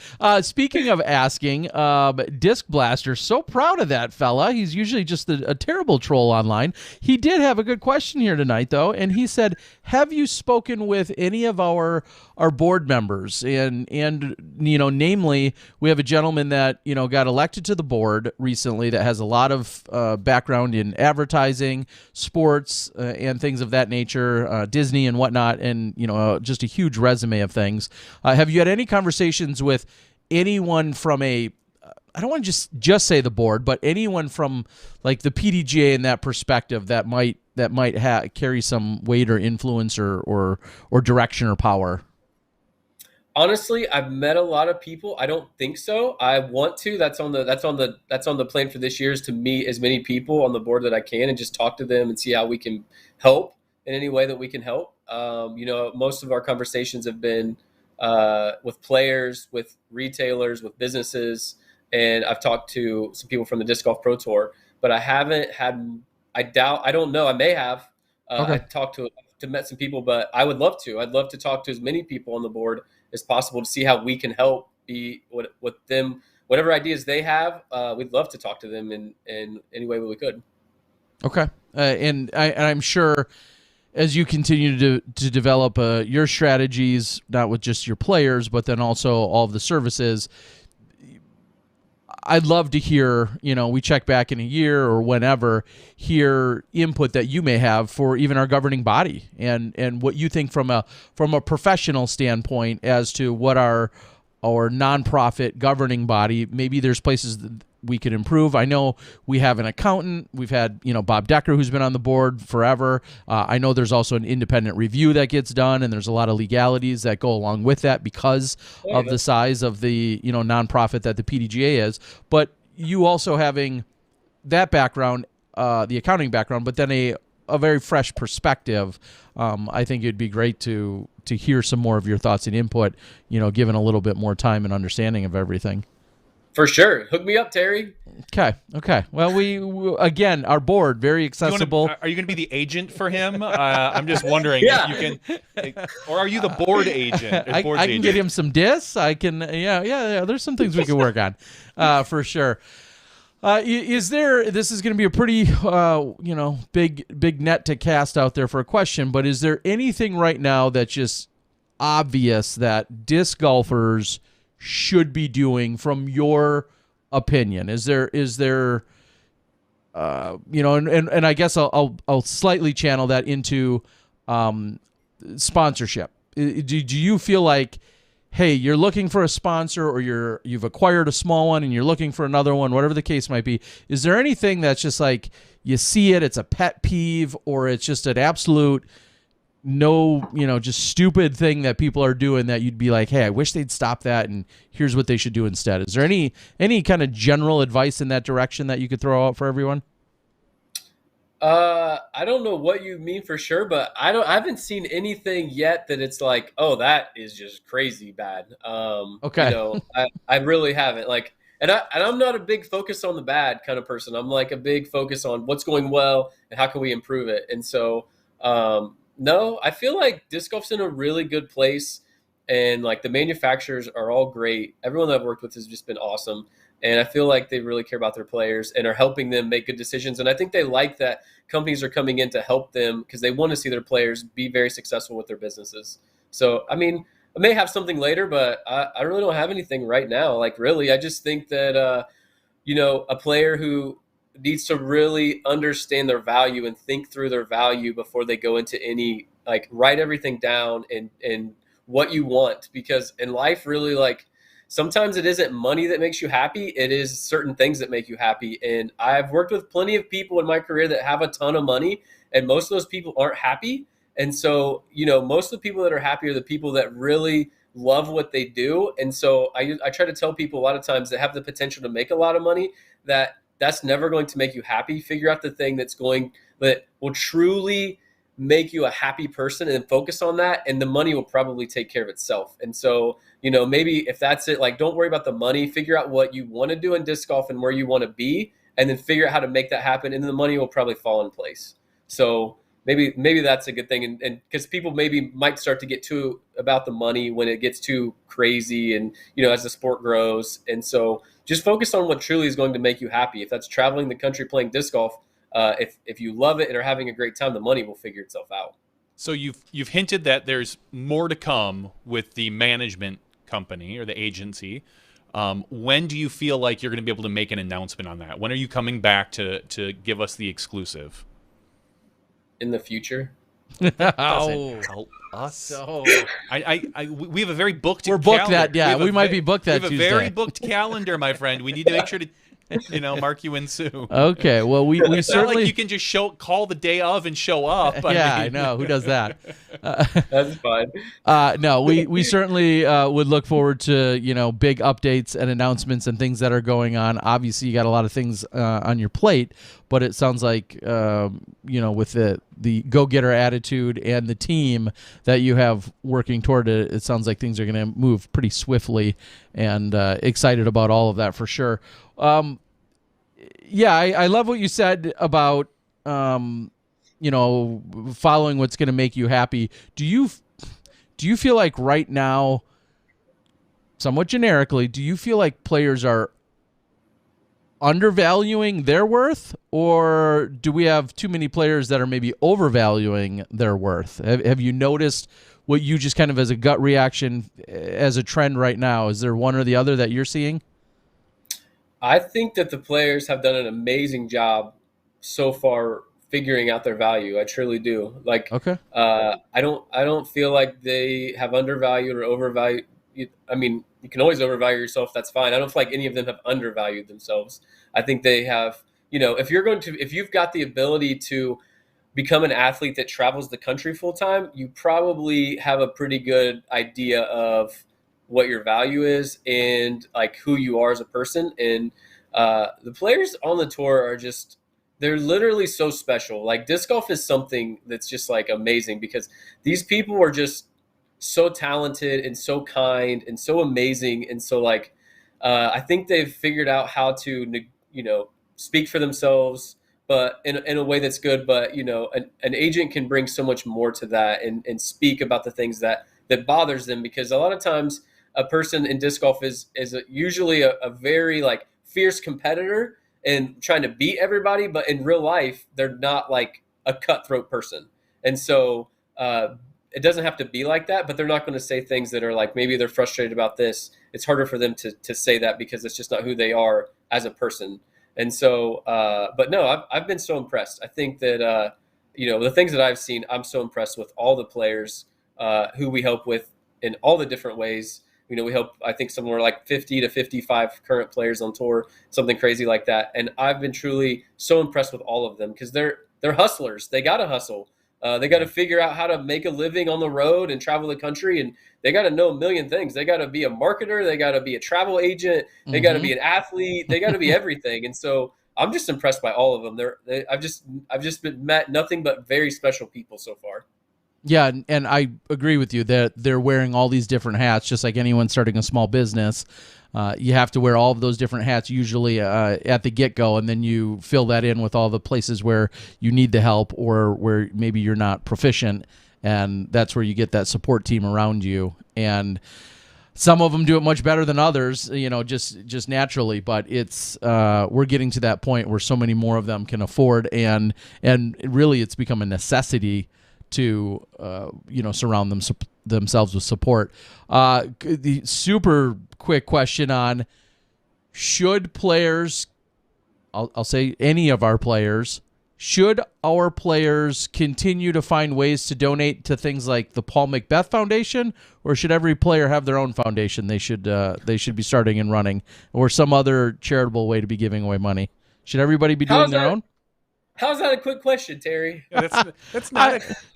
Basically, do you keep giving to the Paul Macbeth Foundation because he's essentially the first that we've seen doing it and doing amazing things with it? But we have other foundations that people can give to. Yeah. You play is unreal. I understand that, and from an educational perspective, but I know they serve should our players be thinking about their own? Possibly. It depends on what your dream is and what you're passionate about. If you want to like support Paul and do his thing, definitely do it. If you want to support UPlay, do it. If you have a passion of something you want to do in disc golf or with your life, and that means starting a foundation and doing something, then absolutely do that. So, that's not for everybody. Not everybody has a passion to do something like that, but, and some people just want to support different foundations. So I say, do what you really want to do. Like, there are tax deductions that you can take by doing that stuff, but that's what I was getting at. I meant from a business side. Should everybody have their own foundation? I mean, if you can, afford it, maybe. But there's no one size fits all here, Terry. Not every athlete should have a foundation. I don't know. I'd say whatever you're passionate about. If that means starting a foundation around that, then definitely do it for sure. Because you will find value in something that you love and have passion for, which is always a special thing to do. Awesome. Well, I guess I'll leave the floor open. Is there anything that we didn't ask you about that we should be asking you about? I wish we had talked about Idlewild more. We're so excited about that. The guys, the Natty Disc Golf in Idlewild is a special tournament on tour, and it's you have to be able to do every shot to play that course. And so and I love that course. I love Jason and Adam. They're special people. They really care about running a really good tournament. And so they have some big time plans this year. It's going to be a great tournament. They're figuring out how to get more people through because, half the course is in the woods, and that's a hard thing to do to put thousands of people through the woods. And they kind of figured it out last year, and they have more plans this year. And so as it grows, they are super focused on creating a world-class event that the Disc Golf Pro Tour can rely on for years to come. And so I think it's going to become an even better tournament every year. And we hope to stay there. I mean, it may get to a point where disc golf gets too big for us to be able to do it. And it's going to have to be like the Nike Idlewild Tour or something like that crazy, because that's what we hope will happen one day. But if we are like the first step to help showing people that a presenting sponsor with naming rights like this can be successful, and grow your business, then I can take that information and take it to a bigger company and show them the value of it. And then bigger companies can come in and go, yeah, we got to be a part of this because this is going to help our business grow. And it's a special thing to be involved in. And so we're super excited to be a part of it. I can't wait for the tournament. It's 7 months away, but I really can't wait to be sitting there in the hot sun in July, hanging out. Terry, we'll watch a couple holes together, and we'll have a good time, and hopefully one of our players wins, and that'd be sweet. But it's going to be a special tournament. Adam and Jason, I'm super supportive of them. They run a great tournament, and hopefully it'll just continue to grow. Yeah. And tell us again, what's the new name of the tournament? It's called the LWS Open at Idlewild. The LWS Open at Idlewild. I'm gonna screw that up a dozen times, just so you know, when I'm doing announcing and whatnot. I'll probably transpose a letter or two at some point, but hopefully not. I'll hopefully have it down by the time I'm doing some sideline reporting or whatever it is when I'm there. So, that's so huge, and in the utmost respect and compliment, I say this. I take for granted the job that they do there because those guys are so solid. And so when you think of Idlewild, like, you don't hem or haw or second guess or question, like, oh, is the course going to look great? Oh, is there going to be a great field there with great competition? Is it going to be a great battle? Is there going to be everything you need there at the course? Like, you almost take it for granted. I do. I'll admit it. I almost take it for granted. I'm not ever second guessing and saying, when I go back to Idlewild this year, easy. And that's the problem. Make it look more difficult.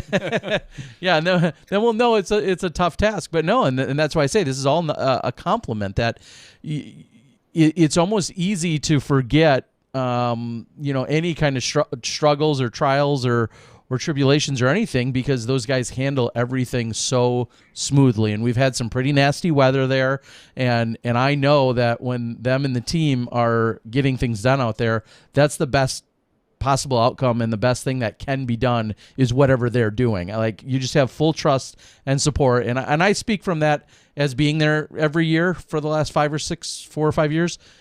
I know the Pro Tour the Pro Tour in general feels the exact same way, as we've been there, every year since 2016 or 2017. It's been incredible. So, yeah, it's so reassuring, I guess, and confident, and all of those other things that go along with it, with the job that gets done there. We're looking forward to it as well. I mean, if they could just turn down the heat a hair. Like, that's the only thing, because the crowds are great, the courses are great, the vending, all of that stuff. You just need the heat to turn. I think everybody would agree with that, though. It's hot there. It is hot, but it's the disc golf community in Cincinnati, Northern Kentucky is so big, and they love to support that event. So, and it's growing really fast. Like, to get into a tournament, you better be on the dial at 8:00 when it goes live, or you're not getting in. Mm-hmm. So. It's pretty cool to see the community in the Dayton, Cincinnati, Northern Kentucky area. Like, there's a lot of support for that tournament, and so we're excited to make it something special, and hopefully we can do that. Well, they've done a great job. They've built everything that they have, and now you coming in to additionally build on top of it. There's nowhere it can go but up, and looking forward to it continue to rise and be the staple on the tour, and grow and improve on something that's already solid in the first place is just awesome. So, Blake, we appreciate you for joining us, for answering a bunch of questions. Of course, first and foremost, we appreciate you for stepping up in the way that you have, not only for our players, but then also directly for the tournament and for the Disc Golf Pro Tour. We're looking forward to an exciting 2022, and when you're ready to give us more details about players and relationships and all those other things that can be shared with the world, we'll be right here ready to talk to you on a Tuesday night. We'd be glad to have you back. Sounds good. Thanks, guys. I really appreciate it, and look forward to seeing you at Idlewild. It's going to be fun. All right, looking forward to it. Have a good night, Blake. Appreciate it. Thanks a lot, Blake. Bye. See ya. And there we go. How exciting. Blake Shaffer, a name nobody had probably heard of 6 months ago. And the way he's come in with it's great. just so much enthusiasm, passion, excitement, and then to team up with the guys over at the Natty, and to now step into the role of presenting sponsor, title sponsor over there. Seems like it's going to be a great relationship. Yeah, I don't know how it can get much better. Well, we're going to find out. Yeah. Could be never mind. All right. So a couple things we'll talk about here to wrap up the regular show before we get into the after show. I just wanted to quickly give the for the second Tuesday in a row now, I've had the pleasure of going out with some friends, playing some golf on a Tuesday morning, and I don't know what all those other guys are doing. I don't know why they're not at work, but first of all, I'm surprised you're getting up Tuesday mornings. I know. In general. I know. Tell me about it. But yes, I was picked up again today. Today it was a chilly 23 degrees when we got started. Still no snow on the ground here in southeastern or southern Wisconsin. There's some snow in the northern parts. We headed out to Dretska Park and a nearby park, which was talked about and discussed just last week when we were talking with UDisc, and Milwaukee being one of the tops, the seventh metro city for disc golf. And we were both wrong with number one. Oh yeah, we'll get to that in a second. I had we had 5 of us, and just to throw that out there, I think as another conversation, we'll talk about how that gets decided for people. But flip for doubles, I got one, Andrew Pecunia. Which is really funny because this weekend I played with most of those same fellas. Yes, yeah. And I got paired up with Andrew Pecunia. Wow, he's just getting around. The young 23-year-old, his dad has dominated Wisconsin's age-protected disc golf for a few decades now. He's also traveled to the likes of Thailand and has won at the Toonie and has played in Australia. I'm talking about Johnny Rumble, who you've heard me reference and post about countless times. Well, his 23-year-old son came out, and today on our second hole, after we had birdied hole 1, he throws a wide right shot on a relatively short wooded hole, skips up, slides into the chains. That's pretty cool because he's my partner, so I'm excited about that. You don't have to pay him the $5. Yep, so he gets a hole-in-one. I post about it. Big deal. Pretty awesome. We end up getting through the top half, so to speak. We have a decent round going. 10 holes later, I had thrown a good shot on hole 12. I'm right next to the pin. He throws a forehand shot out to the wide left. 22, not 12. No, 12. Oh, 12. Yeah. He throws a wide shot out to the left, taking the forehand route this time. It skips up, hits the front of the cage. Like, geez, you're going for your second skip ace, are you? Hits the front of the cage, drops next to the basket. We get a birdie. Super duper. Things are still going well. 10 holes after that, I put a shot on the green 20 feet away, and he throws another forehand shot on this downhill 290-foot hole. Hits this perfect little berm in front of the basket, about 10, 15 feet in front of the basket. Hits the berm, and somebody had said, oh, it's something about skip flaring. I said, skip straight. Hits the berm, skips perfectly straight, right into the pin, and he cards his second skip ace of the round. So he had a righty backhand skip ace on 2, a righty forehand skip ace on 22, and a righty forehand skip metal hit on 12. So you guys didn't want to keep playing the regular 18 to get to like hole 2 again or hole 12? I know. We should have just kept on every playing. 10 holes, it seems like. Unbelievable.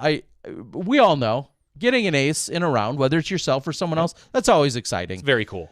Naturally, a lot of people get greedy because as soon as you get one ace in a round, especially if it's early, you're always thinking, dude, this could be like one of those elusive 2, the only way to get 2 aces in a round is first you have to get the first one, right? Well, you sometimes get cocky or excited when you're thinking that during a round of golf. Andrew, I don't think, had any of those thoughts. We were all screaming it. But to see him hit metal a few holes later on 12 and then to get a skip ace on 22, it was just awesome. The best part of all these aces or these 2 aces. No, I paid him. I still paid him. Even as his partner, I paid him.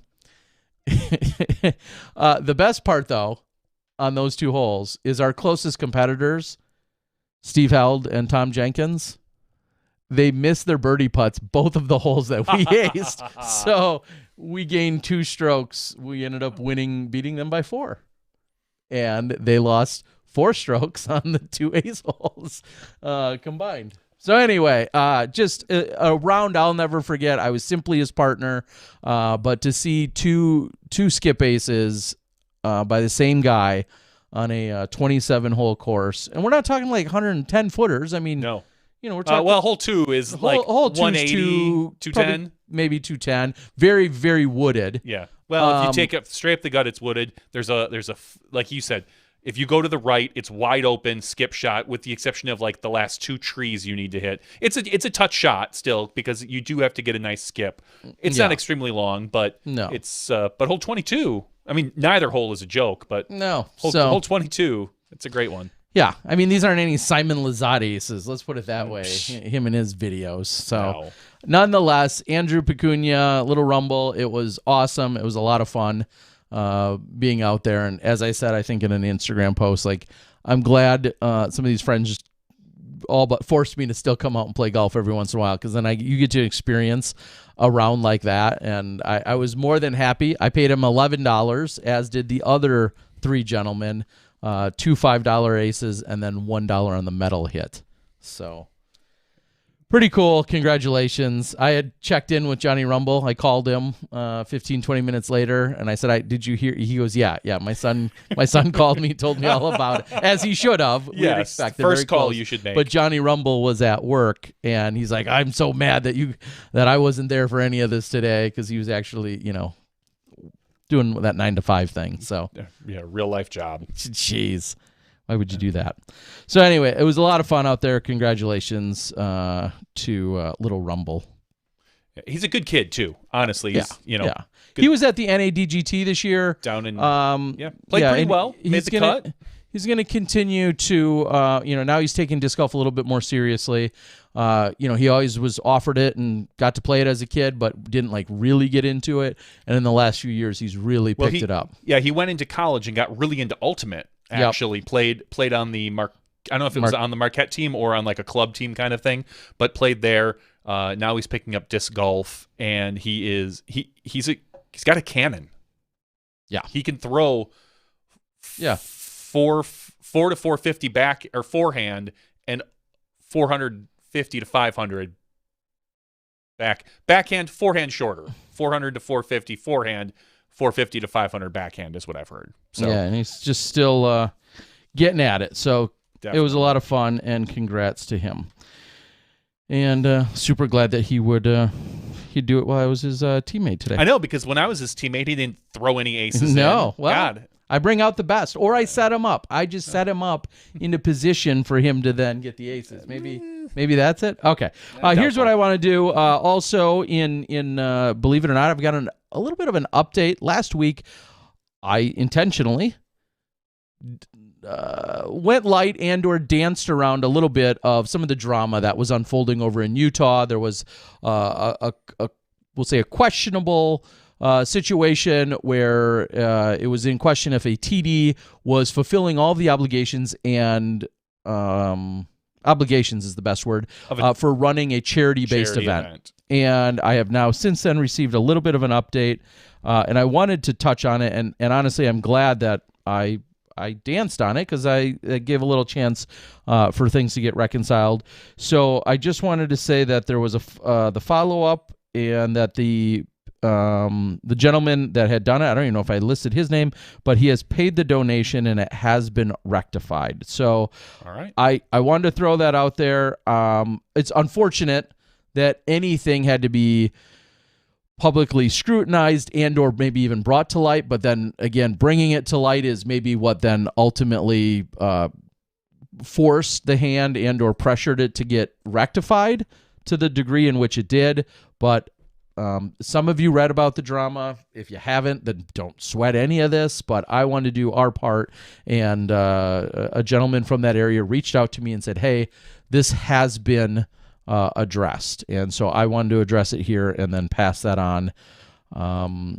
It maybe if you think about the lesson that could be learned here is, if somebody is doing big things to put on a charity-based event, maybe find somebody else that would be willing to volunteer to assist and or to do their best to overlook or to somehow be a check and balance with a secondary person, I guess is and I know somebody may say, well, hey, this guy just wants to go off and do this fundraiser tournament, and he's not taking help from anybody. Well, maybe that's the community's first red flag, is if this guy's not willing to have anyone else assist in any capacity, and they're trying to take in a bunch of money.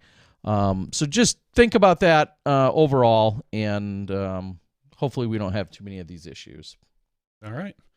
Well, because we are the official podcast of the PDGA until they tell us we're not, until they kick us out from that title, until I get an actual notarized cease and desist, we will be the official saying, PDGA "Hey guys, podcast. Stop making BS claims." The PDGA does have a few announcements, and we are not week. paid by the PDGA, by the way. In fact, we just pay them our membership dues every year. We are not a paid institution of the PDGA.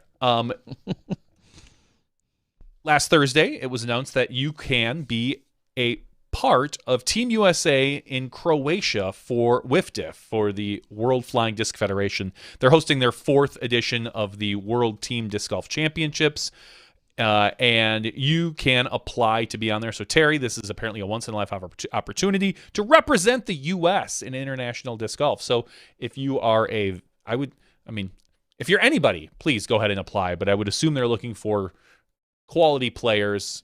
So if you're a solid advanced player or a very good pro player, please by all means go sign up and check that out. The other thing, the PDGA is hiring, lots of hiring. What? Do we get a commission or a headhunter's fee if they come? If you apply and you say you heard of this opening through Smashbox TV, we'll be your agent. Yep. We'll forward your resume on. We know people at the PDGA. We could probably put a good word in. Yeah, I was just going to say, you grease our palms. We'll maybe even put a good word in for you. A graphic design specialist they're hiring. A membership program manager they're hiring. Operations and logistics coordinator they're hiring. So if you fit into one of those 3 avenues, take a look on the PDGA site for more details on those particular positions, because I'm sure they involve actual details. So, and I'm not going to bother rattling off. So those are just 3 positions the PDGA is hiring for. And as always, a day ago, we saw a bunch of new plastic get announced. The Binks from Elevation, the Vibe from Hooligan, the Pretty Fly from Momentum, the Slim from Momentum, the Ursus from Terminal Velocity Discs, and the Captain's Raptor, which is a modified Raptor from Discraft. Which, fair or otherwise, I can speak of the most because I saw a released video for that today by Discraft, where they're making a limited amount of them. Because I heard the Raptor was overstable, and so this is more overstabler, I think they say. Yeah. What they also did is shot their promo video with a largely white and blue sky and then went out and threw a clear disc to show it off. I'm not applying for any graphics designs positions, but I would have thrown something that's not white into a white cloudy sky to show off a flight pattern of a Frisbee. But what do I know? If it's more overstable than overstable, how much of a flight pattern is there? I'll tell you right. It looks like it's a hook. Watch the video. It's okay. I'm probably not going to. Also comes in at one of the larger or not only MSRPs, but also one of the larger wholesale prices that I've seen by Frisbee. Oh, is the MSRP, is that 20 or 25? I think MSRP is going to be 30. 30? Oh, wow. Yeah. So they called this like the Yuli. This wasn't called the Yuli Cash Grab. This was called the Captain. What? Wow. Dropping bombs, Miller. No, I mean, they're calling it the Captain's, which makes me think if Paul Ulibarri were not to be the captain next year, would they still provide a Captain's Raptor? Because they're only making not necessarily, because what a pre-ordered amount or a certain limited amount of these. Say next year you're the captain of Team Discraft. Let's just throw it out there. No, Paige Pierce is the captain next year. Why can't you be? Because I'll get to the point here. Next year, maybe they will release a Captain's Passion. Because I don't know what my signature disc would be. Or if, let's say I were sponsored and the Buzz was my disc, maybe the Captain's Buzz. Maybe every year they're going to have a special Captain's disc, depending on what the player's tour disc is. Well, and that's why I'm saying is next year, is it to be implied that I want the Captain's Comet. It would be whoever the captain is, and will it change based on if Yuli's the captain or not? That's all. It could. Maybe it will. Maybe it won't. I guess we'll find out. Maybe we won't hear about it next year, and there's a great chance if we don't, we won't even remember that it happened.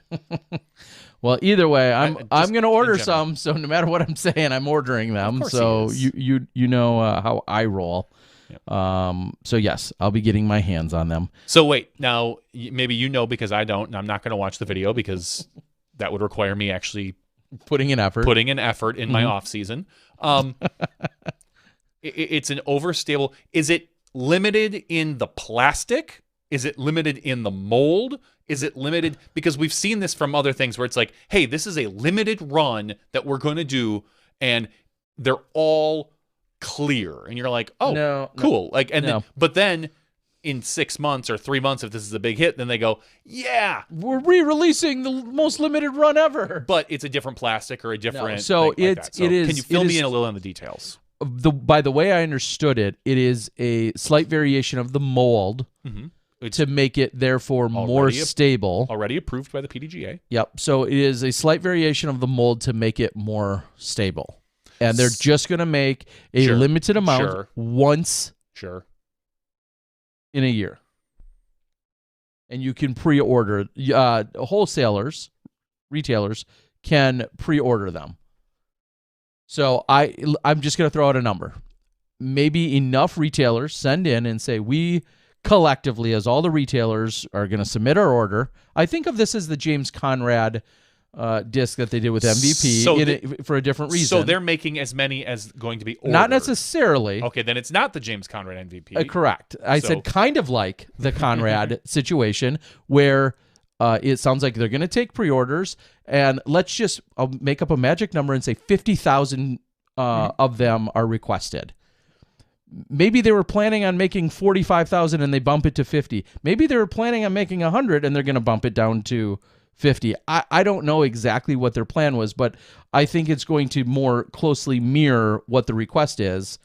Now, would make sense. Now, if 50,000 are requested and they're only planning on making 10, I don't know if they're going to still bump up to that 50. I don't know exactly. I just know it's going to be of a limited run that just gets ordered ahead of time. And talk about it, that's always obviously a great way to see what the demand is by taking essentially a pre-order. You know what I mean? Because otherwise you could run, if they ran 200,000 and only 50,000 were actually sought after, that's when they're sitting with egg on their face. Now, they're going to have a pretty good idea, at least, of what the demand is. I have to wonder if this is kind of in response to like something like the tilt, which was ridiculously overstable. If maybe that's this what one a lot of people have said. Is it? I'm not. No, I'm not don't. Original? No, it is. No, you're not original ever. So I am sometimes. Hey, listen, I haven't paid attention to any internet stuff today, so all these thoughts are my own. No, some people have said, so is it like the tilt? It's not that overstable, so to speak, but they're likening the philosophy. I give Discraft a ton of credit right in the opening moments. They said, this mold is not for everybody. And you know what everybody complains about? They're not making enough, so they're making a limited run disc. I can't always get my hand. It's not meant for everybody. It's not meant for most of you. It's really not meant for anybody. Yuli even says disc. It may not even be meant for him. It sounds like a collector disc is what it sounds like. I mean, like you can throw it, sure. Of course. I mean, but you're supposed to throw every disc, allegedly, right? No. Anyway, read the comments and you will find out why I sometimes hate disc golf. Just read the comments in that video. The people in disc golf. Okay. I was trying to be nice. Read the comments.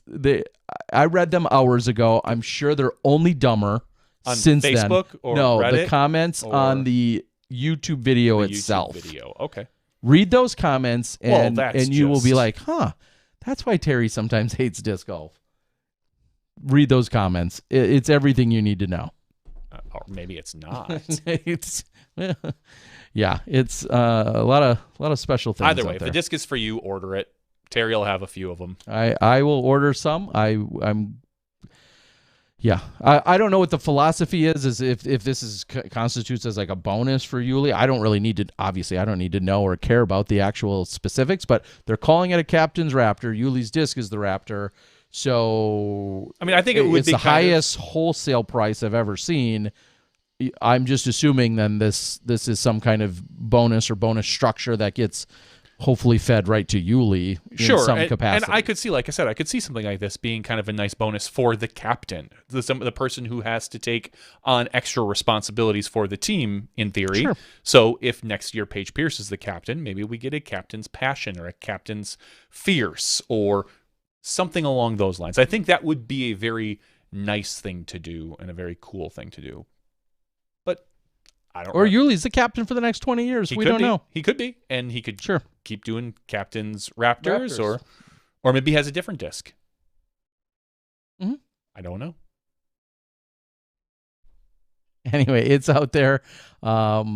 Go make some nice comments. Just tell people how much you like them. I like disc golfers, and I like the sport. Just in general. Yeah. Just tell everybody that posted a negative comment, I think you need a hug. No, here's the funny part. I'm not necessarily referencing the negative comments. I'm referencing the stupid ones. Oh, There's a lot of stupid comments on that. Tell on that the people video. who post stupid comments. I think, would you like a hug? That's what I was pointing out. I like the to do stupid that to ones. Would you like a hug? Because I like to give out hugs. All right. I see Mike Jewell out on the board as well. Mike Jewell, Steve Rico putting together what's going to be the Wintertime Open. I know that's already on the schedule, thinking about 2022. Some people did follow up or clarify since last week. A lot of the changes in implementations that are to take place from a PDGA perspective. We just had Todd Lyon on the board, on the call last week here on the show. A lot of that, of course, takes effect on 1/1/2022. So I just wanted to throw that out there. Some of that's going to impact you and you're going to care, and some of it won't. But 1/1/2022 is when most, if not all, of those changes will be effective. So I just want to make sure people know that.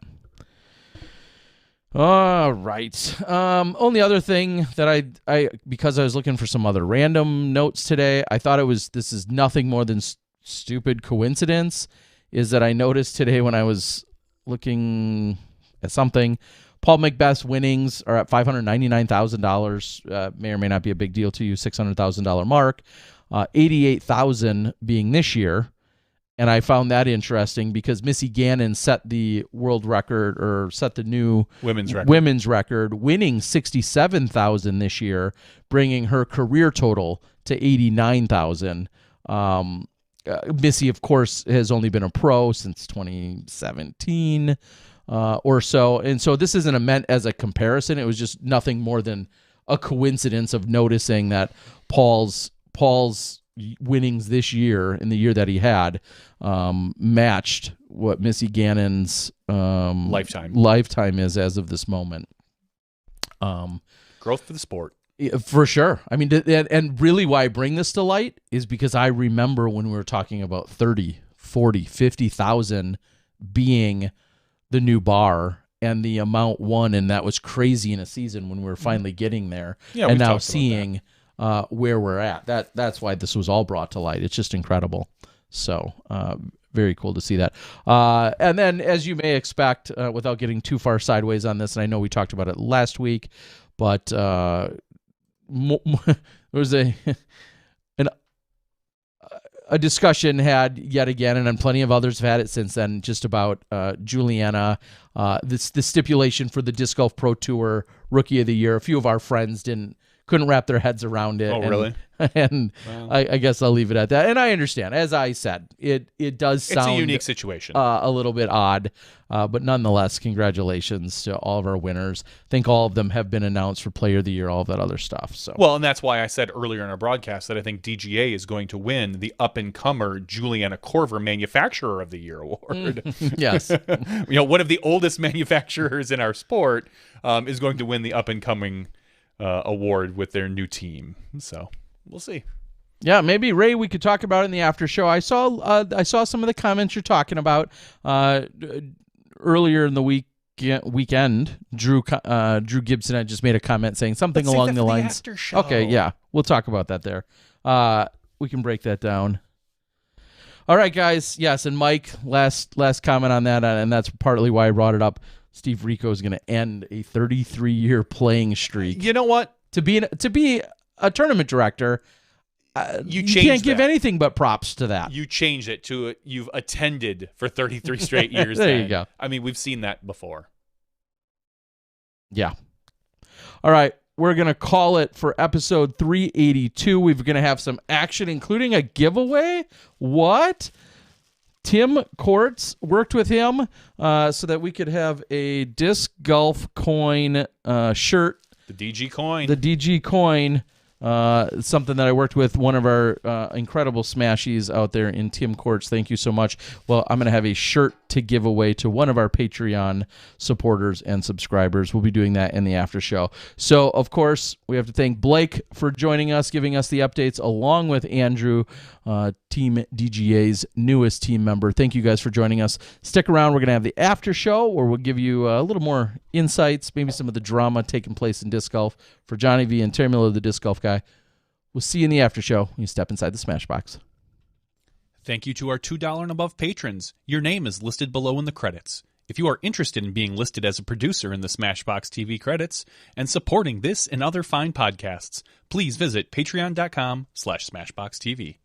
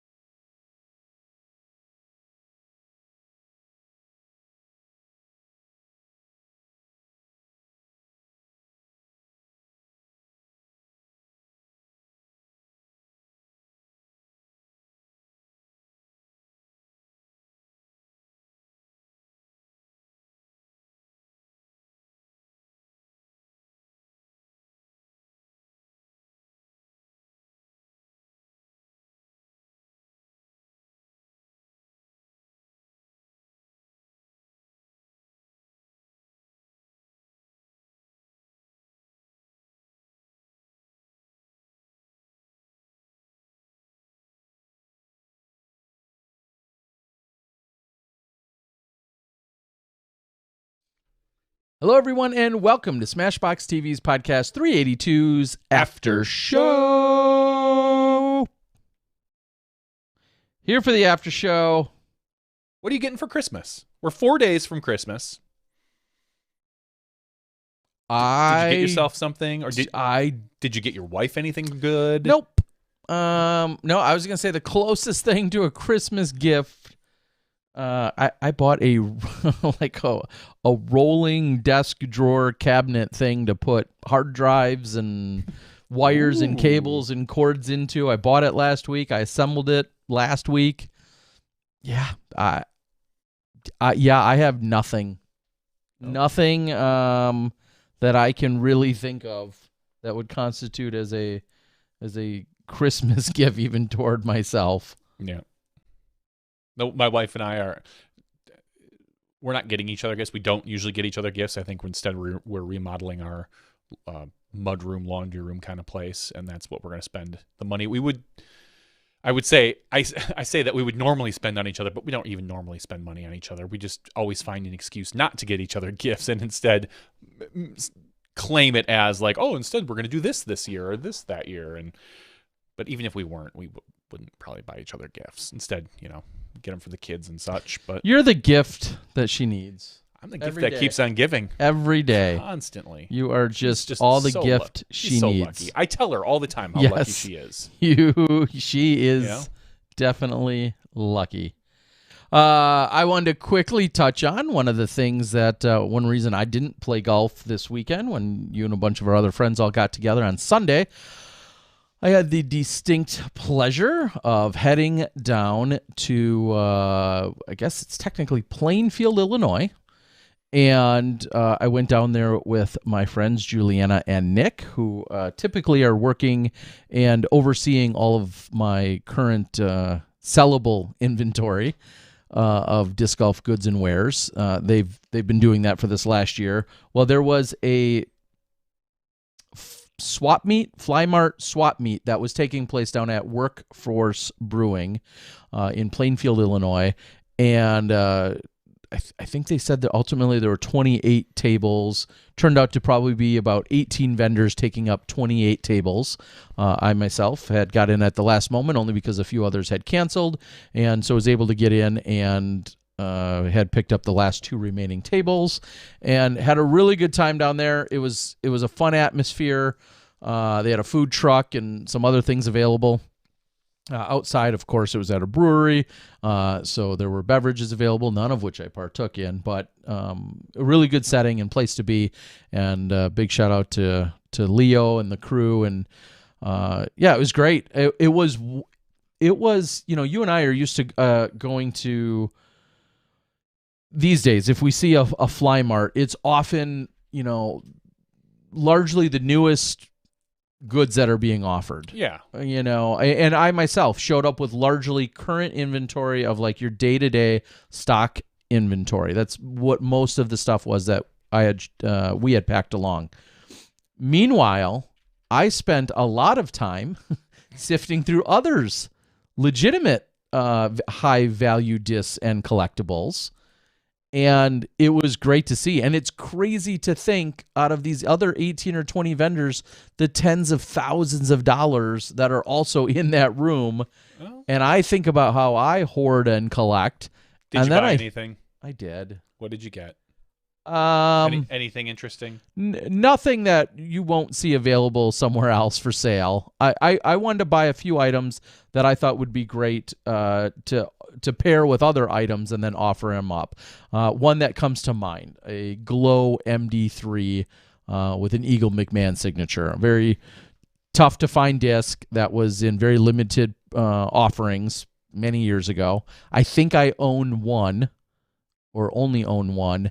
And this one came in at a reasonable price. And I thought, hey, if I paired that with a few other cool items, that might make for a good raffle type opportunity. So something like that. There were plenty of Sexton Firebirds. There was a lot of people also selling, $5 discs, just trying to get, rid of some of their old discs. And that was really, I think, a large intention and design of the swap meet / vendor mart. And everybody kind of showed up with a little bit different, very different inventories, but then also different perspectives on what they were trying to do with said inventory. So it was a good time. Got to see my buddy Jamie from Ledgestone. He came up. I had the newest Ledgestone wave, first wave of Ledgestone discs. So if you need any of those, I'm your guy. Don't go anywhere else. Just order them from me. I have the 6 or 7 or 22 molds or whatever were released in Ledgestone Wave 1. So if you need them, I got them. Also ran into, I see somebody mentioning Gavin Rathbun to DD. Yes, I think that's pretty old news. Yeah, That's very old news. Not pretty, but very old news. But I did see Gavin's mom. Relative. It's like 3 weeks old. Well, yeah, at least. Yeah. But yeah, I saw Gavin's mom at the event. She's an avid disc golfer herself. They're, not too far from that area where this was being held. She gave me, here's an insider scoop. She just gave me an update that he's working with a physical therapist and continuing to hopefully get healthy and healed. And I think she said he's hoping to make his return. I don't think it was as early as Vegas. I think I don't want to misquote her, but I think she said Texas. So I think that was known. I think okay, maybe a little bit. I believe that's was possible. That was the. I don't read the internets. The attempted date was the Texas swing, but So it's good to see her out there as well.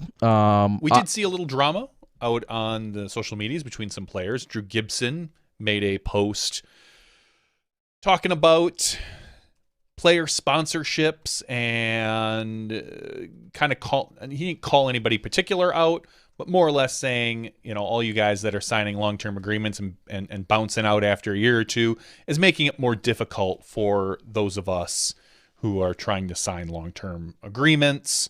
Oh, that's how it was set up? More or less. More or less. He did. There were 2 tweets, I believe, and that's the gist of it. And Kevin Jones snaps back and more or less says, Drew, stay in your lane. And more or less, zip it. And then Drew deleted the tweet. So there's that. On one hand, I can kind of understand where Drew's coming from.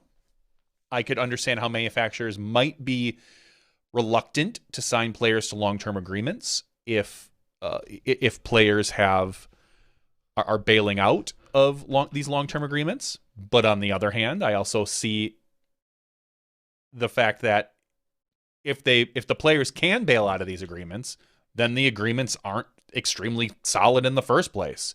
Are they really 5-year agreements? Or are they multiple 1-year agreements with options after every year? And there's nothing wrong with either one of those.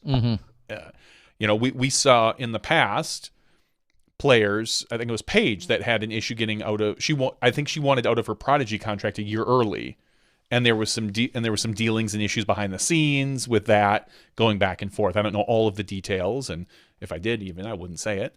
But I know there's been some issues in the past with some sponsors, and if rumors that are out there are true, it sounds as if we're going to see a player who was signed through 2023 leave their large sponsor and go to another large sponsor.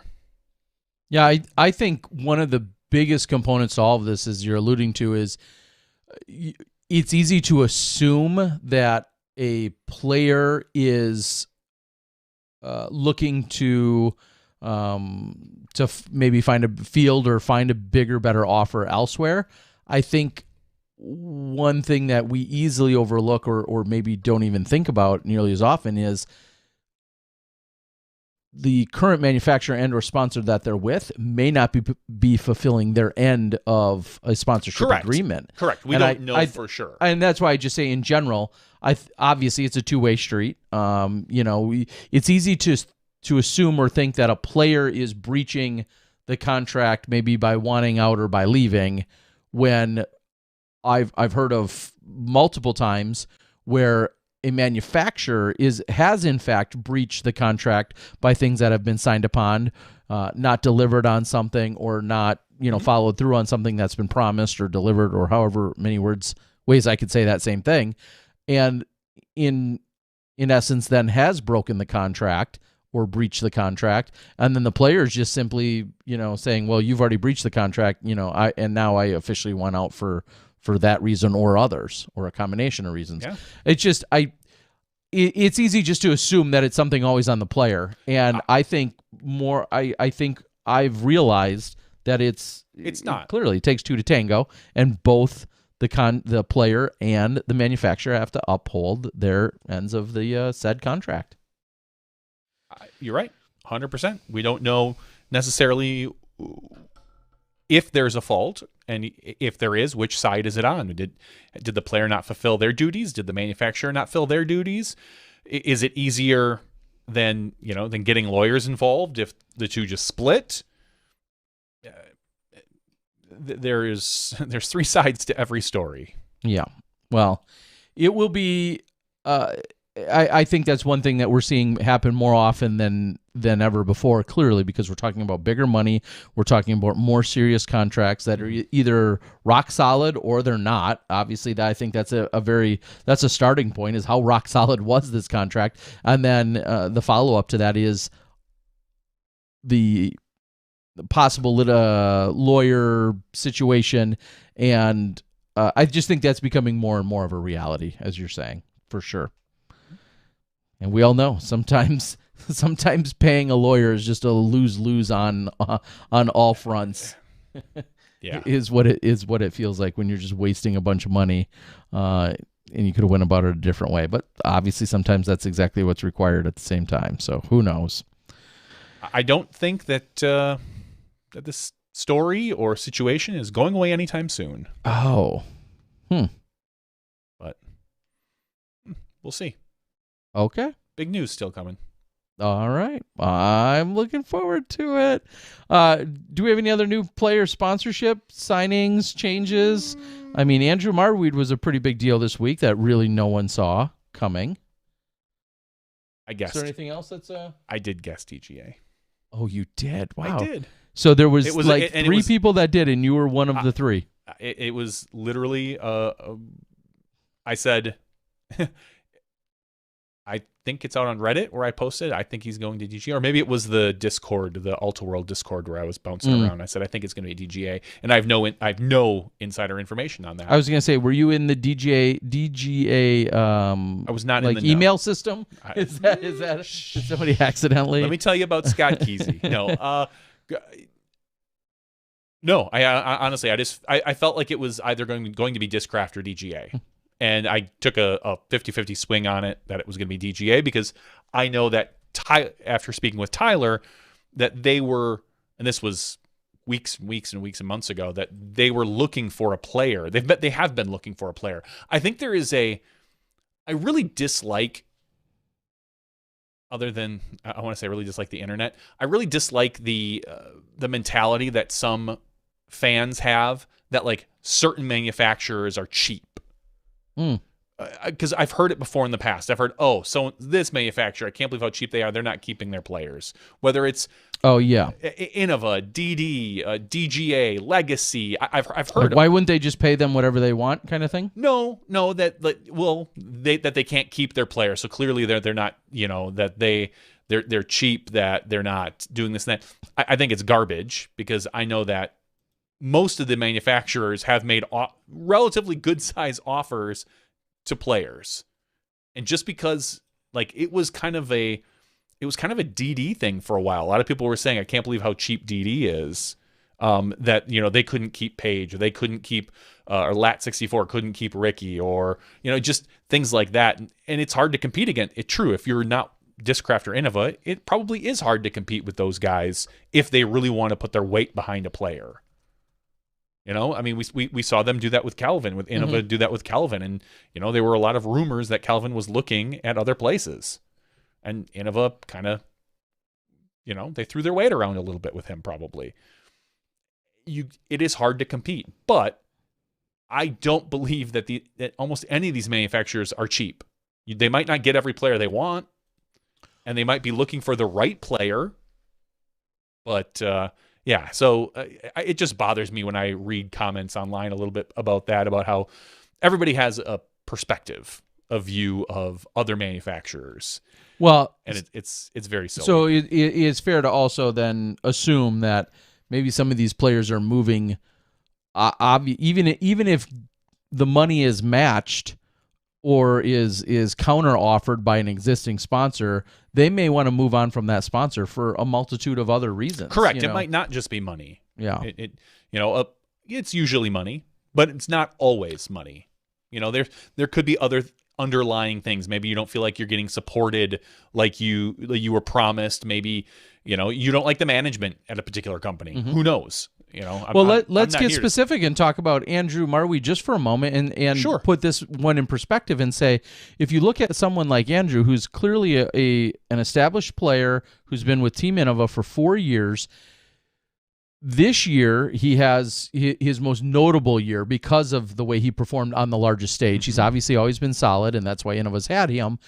But now he's got an opportunity, even if, and I don't believe this to be the case, but even if he got offered the exact same dollar figure from DGA as what he was with in terms of Innova, maybe just the opportunities are that much greater of DGA because now he is a flagship player. He is the face of the sponsored team, and therefore will stand out and receive more recognition. And I think too many people don't value exactly that notion enough of all of the other underlying things outside of just the actual financials. Yeah, as a player, you have to obviously weigh those things because, and as I said just a few minutes ago, with Innova and Discraft being able to throw bags of money around, if they want. And obviously they manufacture their own discs, they mold them, so they maybe have an advantage there.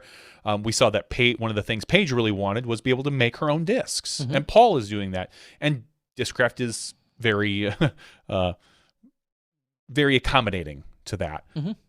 But these players, someone like an Andrew Marwede, who is arguably a top 10 player in the world, you could have some qualms about it based on. If you take the I think UDisc put him there. If you take the full season versus the most recent, I mean, there's all sorts of ways to look at it. Either way, he's a very, very good player. And I just noticed his Twitter handle is Dr. Clutch. So it's kind of funny.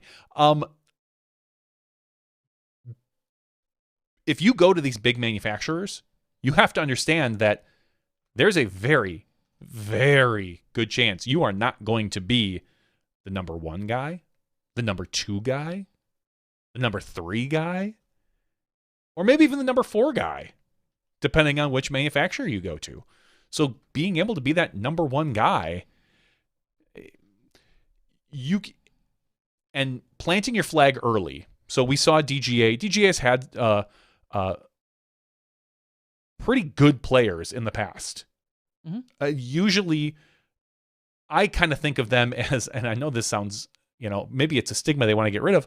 They really felt like a Masters team with a lot of the players that were prominent.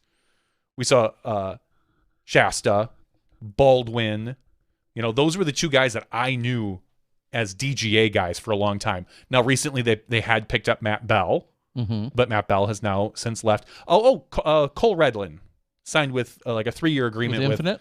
With Infinite Redalin, thank you, and EV7 Penrose, the putter company, 3 years. Congratulations, well earned.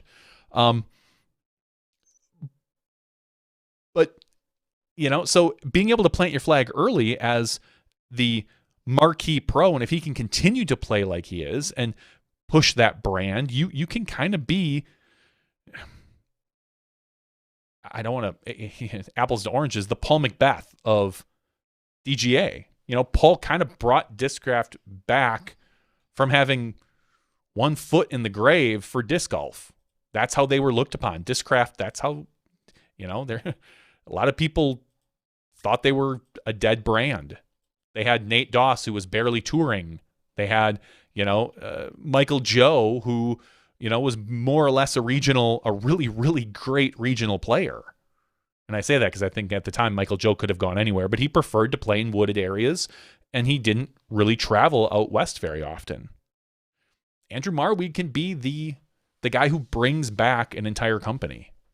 And now maybe DGA doesn't want that. Maybe DGA is going to go out and search for more players and have a team that brings back the company. Only DGA and Tyler Brickley know.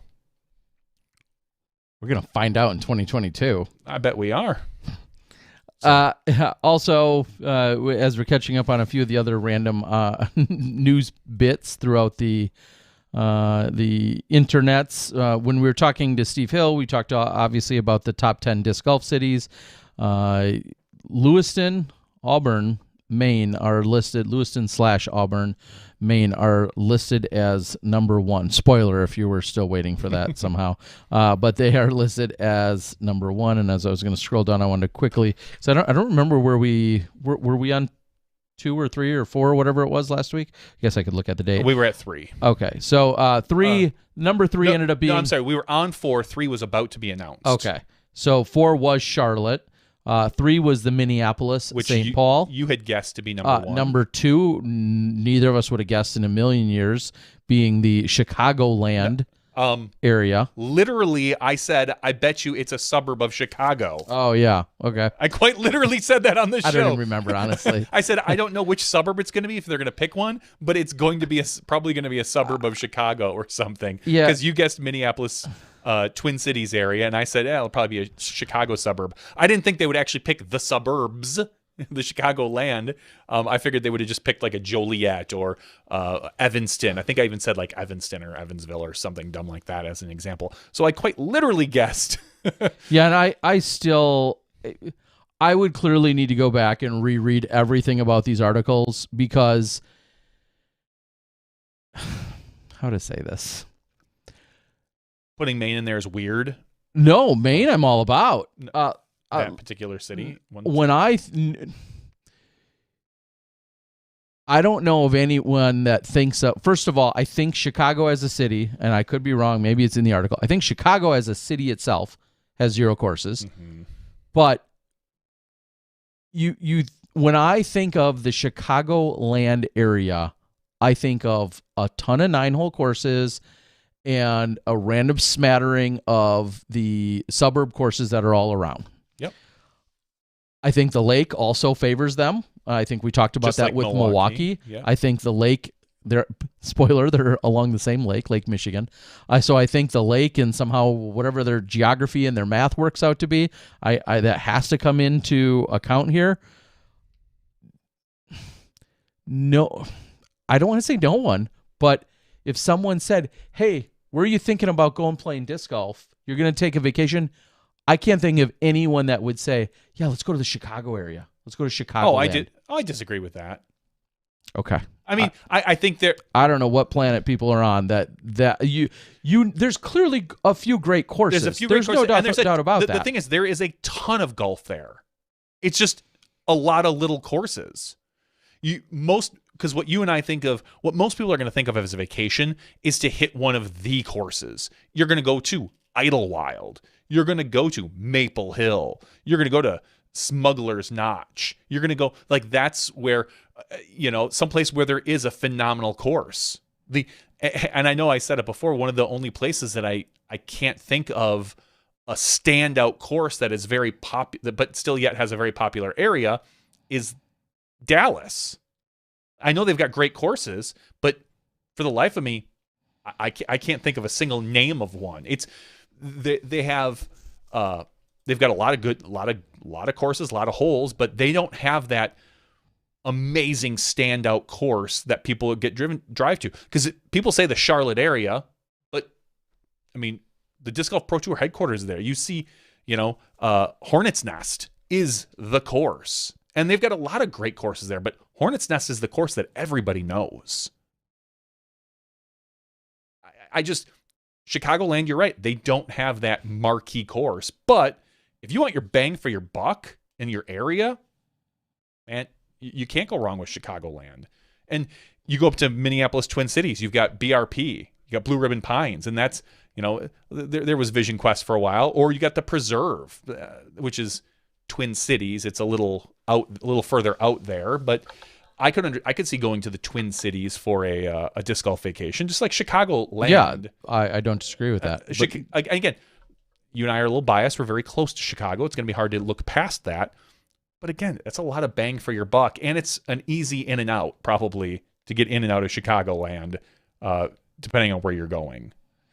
Well, I'm going to read. But just like Dallas, I don't feel like they have that amazing standout course. I'm going to keep my comments limited, either from ignorance and or from the risk of offending some. I'll read a few things off the board, though. Josh says Delwood is the Chicago marquee course. It certainly is, yeah. and I was going to say that for sure. I don't know how many people know Delwood outside of the Midwest, though. I think you think the Silver Series happening there, and everybody trying to get to Delwood as it's rated like the 8th best course in the world or something. This year. It's absolutely on the map. So that would be. I completely understand that. Outside of Delwood, there's so many things I do not that do not come to mind. Is how I would word that. They're called Flatlanders for a reason. Ryan, our buddy, says the Chicagoland area is huge. If that size area was used in Wisconsin, it would be like the entire southwest quadrant of Wisconsin. So anyway, I'm just gonna skip on from all of that conversation, but wanted to throw it out there that they're. Again, I don't work with numbers or stats or any of that stuff, and I guess at the end of the day, numbers don't lie. I had to earlier today say I don't care about your feelings with regard to someone that was arguing with me. I said the numbers are the numbers, and I guess I'll apply that to my thoughts here. So thank you, UDisc. Some other contests and things that are taking place. I think we saw there's voting going on maybe for the number 1 ace and number 1-ish roller. I'm not sure where those contests are at. I just know that they're unfolding. Do you know who what the shots are that are up for number 1 ace? Do you know that? Yeah, I think James Conrad's ace at Worlds comes to mind. A lot of people are arguing that Austin Hannum's ace at in Pittsburgh, that one should win. Pittsburgh, sorry, Iron Hill, that should be the ace that does win. So that one comes to mind. Because if you didn't, and I wasn't sure if you knew the answer or not, I was going to ask you, what do you think was this year's best ace? Which one sticks out to you the most? Whether it's the best or not, but which one sticks out to you the most? Because obviously Conrad acing the whole Worlds, hole he eventually won the playoff on was awesome and fun. I mean, it's so difficult to weigh. I think Hannum's ace is more impressive. It's more, I don't know if it's more iconic. That would be hard to say because nobody really saw it until they didn't see it live. Let me put it that way. They didn't see it live. We did see it on post-production, but it's a very difficult ace hole to film as opposed to Conrad's, which is extremely easy to film, wide open, up and over like that. So I could understand how emotionally the Conrad ace would feel better, but I still think it's the Hannum ace. Yeah, it's hard to argue with that. Other ones on the list included Sarah Hookham's ace at Worlds. Also, as you were just saying, relatively easy to film, hole 18 at the over at Mulligan's. Some people are very much arguing that Cale Laviska's ace at the event that wasn't on the Pro Tour or a Silver Series. I forget the name of it. I apologize. Whatever it is. No. Anyways, he won the tournament on the final hole. Call it a walk-off ace. He did win the tournament. Holly Finley's ace that took place over at Charlotte at the Pro Tour Championships. That was cool, but ace on hole number 2. I mean, it's an island hole. That's pretty cool. The reactions, all of that. And then, of course, Austin Hannum. So those are the 5 that are listed. This is within on the Disc Golf Pro Tour. And then there again, I'd have to read the details. What were the clear... well, we clearly need... because Cale's wasn't on a Silver Series or the Correct. Pro Tour. Which, unfortunately, makes it less valuable.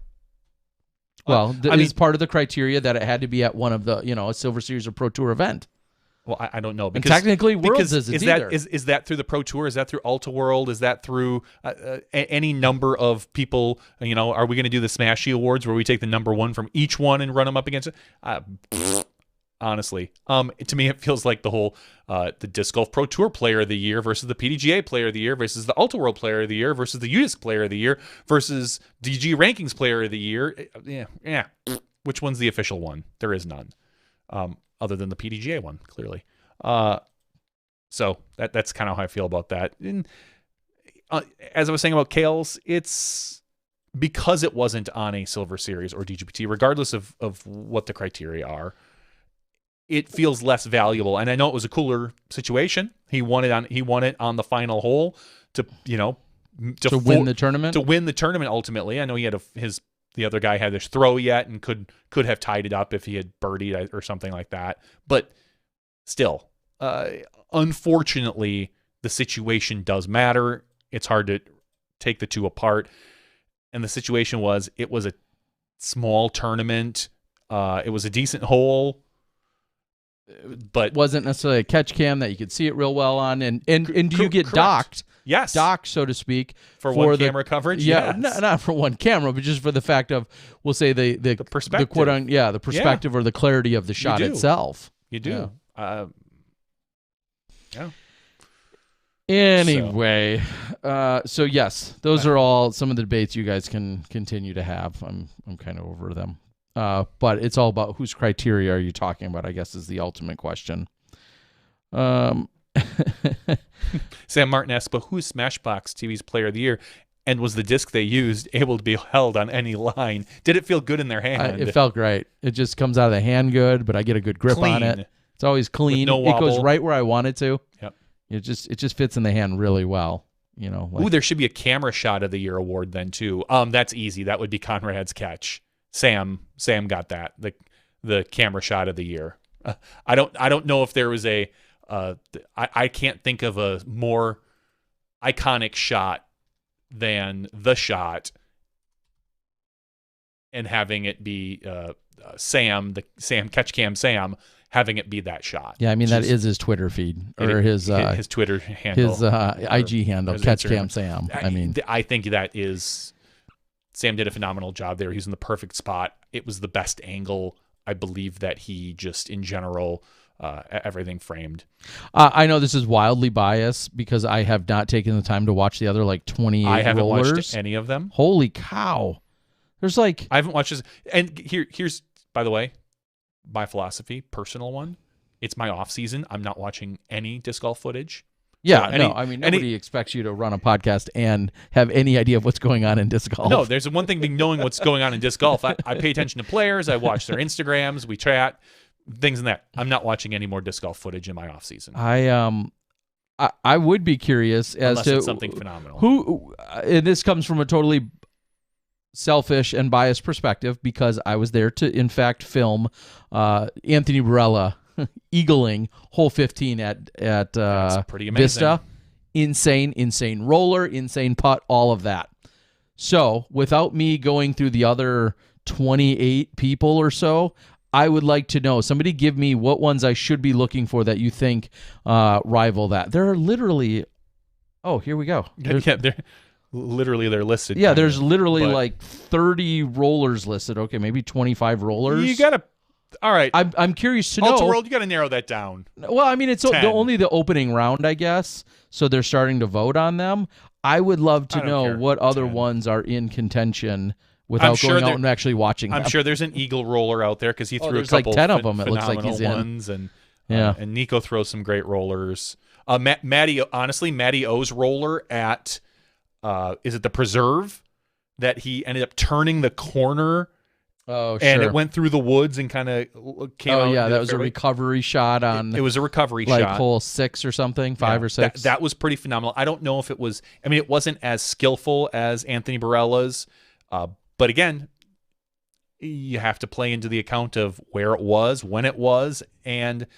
if it's at the Preserve, which is a DGPT event, it's Matty O, who's a very popular player, and it was live, so people got super excited about it, and it made a little bit of noise. I could see something like that winning. Yeah, that was that apparently is listed. So anyway, but either way, whatever. So I'm not going to watch any of those. It's just Good luck to all. Good luck to everyone who was nominated. That would mean a lot if I would get, my channel were to be honored with capturing Roller of the Year. That's a huge bonus I get from somewhere. Yourself? Yeah. Okay, maybe not. None of that happens. All right. Chainhawk Open has posted. Yeah, I know the Chainhawk, which of course I was at a few weeks ago.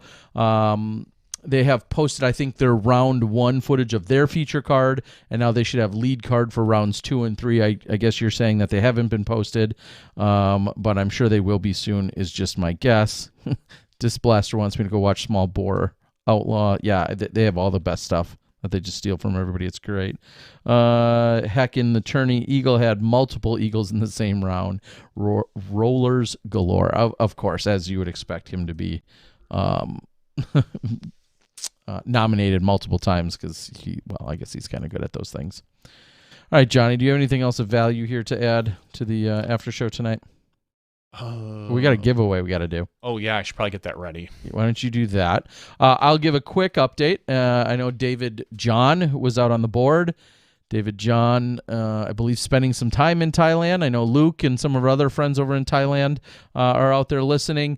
It sounds like as of today, there was a few more restrictions and or limitations that may or may not be placed, which might make things a little bit tougher to visit there in another month. Yeah, that's going to be tough. Month and a half. So I'll continue to hold my breath.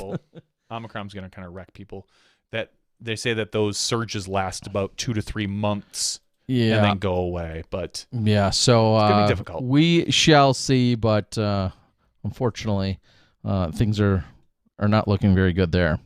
Good morning, David John says. Yes, good morning out there. What is it, about 7:30? 7:30 your time in Thailand? Hope you're enjoying it. Mike Jewell says, did I miss the Ricky rumor? There's so many of them. There's some impassioned fans. There's some people that know things. There's some people that clearly don't, but that think they do. The rumor is he's going to DD. Like, that's what everybody is saying. I think there's more than that. That's the main one. I know that's the main one. That's the main one. That's the one that I've seen repeated in a lot of different places. Mm-hmm. So that's the rumor. I'm not going to dance around what the rumor is. Whether it's true or not, I'm not going to confirm or deny it. Oh. If I even knew. Maybe I do. Maybe I don't. I don't know. Yes. I hear he is joining Team Statmando in 2022. Oh, yes. That was one of the confirmed rumors. I mean, because when I think of Ricky, I think about crunching some numbers. That's strange, but okay. Think of him as a stat head. I don't. No? No. Okay. What do you know? Not a lot. Sam, that's a great one. I would love to touch on, actually. In our very local newspaper. Oh yeah, we didn't talk about both online and in print. So yeah, it was brought up that there has been a permit issued and filed for the Disc Golf Pro Tours or Disc Golf Network's media headquarters. I should find the actual writing of it. Disc Golf Pro Tour Milwaukee studio. I want to see how they worded it. I'm very familiar with how this kind of stuff works. Yes. Well, this is not the one from the Journal Sentinel. This is the one from Golf Week. They, I think, just took the same thing.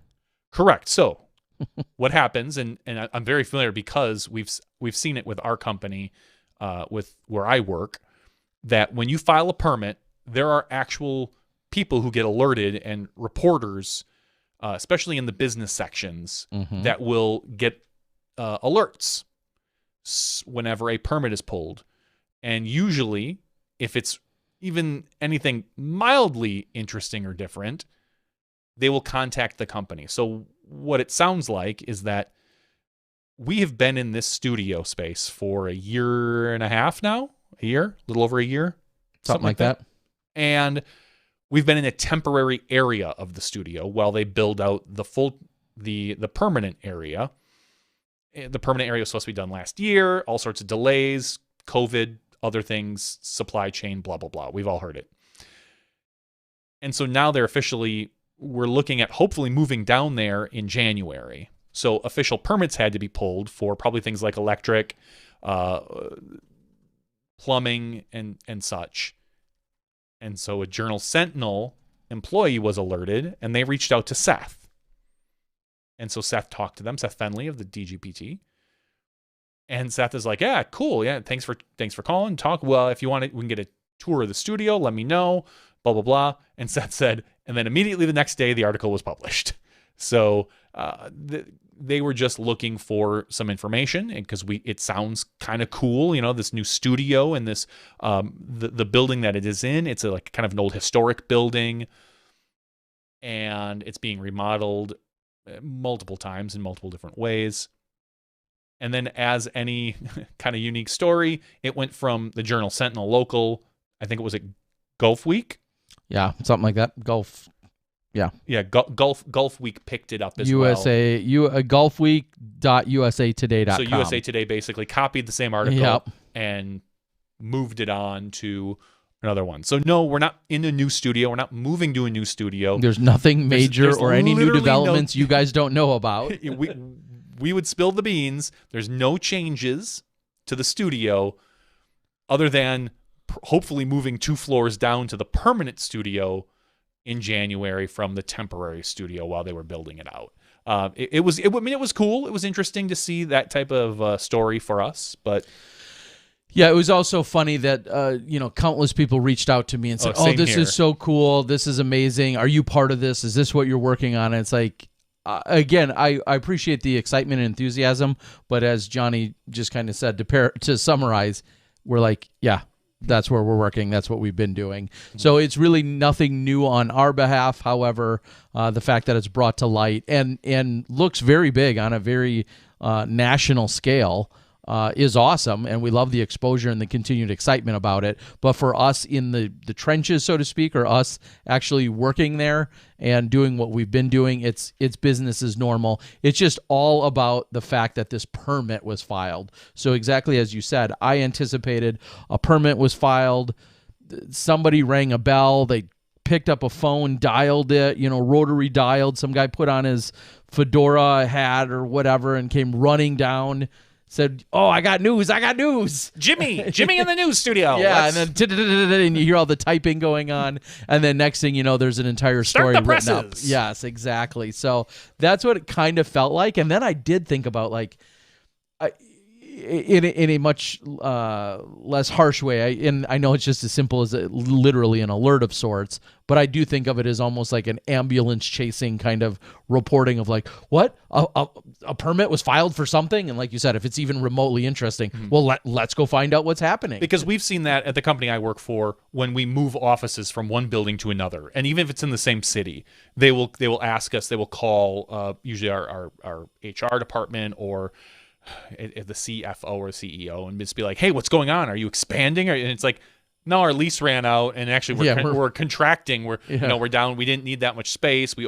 Or maybe we are getting a little bigger. Yeah, we want to take on 2 more employees or something like that. And we're moving 6 blocks. And we're moving 6 blocks, or we're moving. Mind your own damn business. That's what they look for. I can. Here's my takeaway. More than anything, I can respect the hustle of they're looking for something that's news, and in this case, we just officially filed a permit and it got reported. So unfortunately, it's not any bigger or more exciting than things you are already aware of. That's where that's at. We'll let you know. I'll read a few more things on the board while Johnny finishes this up, and then we'll get things going. Ryan says you're going to have hordes of DGPT fans hanging outside the building, now waiting to get Terry's autograph after the broadcast. I mean, we already have kind of a staggered line system for that. I mean, because take a number. Yeah. Okay, there's none of that. And David John out in Thailand says, I do not even go out much. A hassle to go to the other islands without vaccine tests and extra time as you're spending some time over there in Thailand. All right.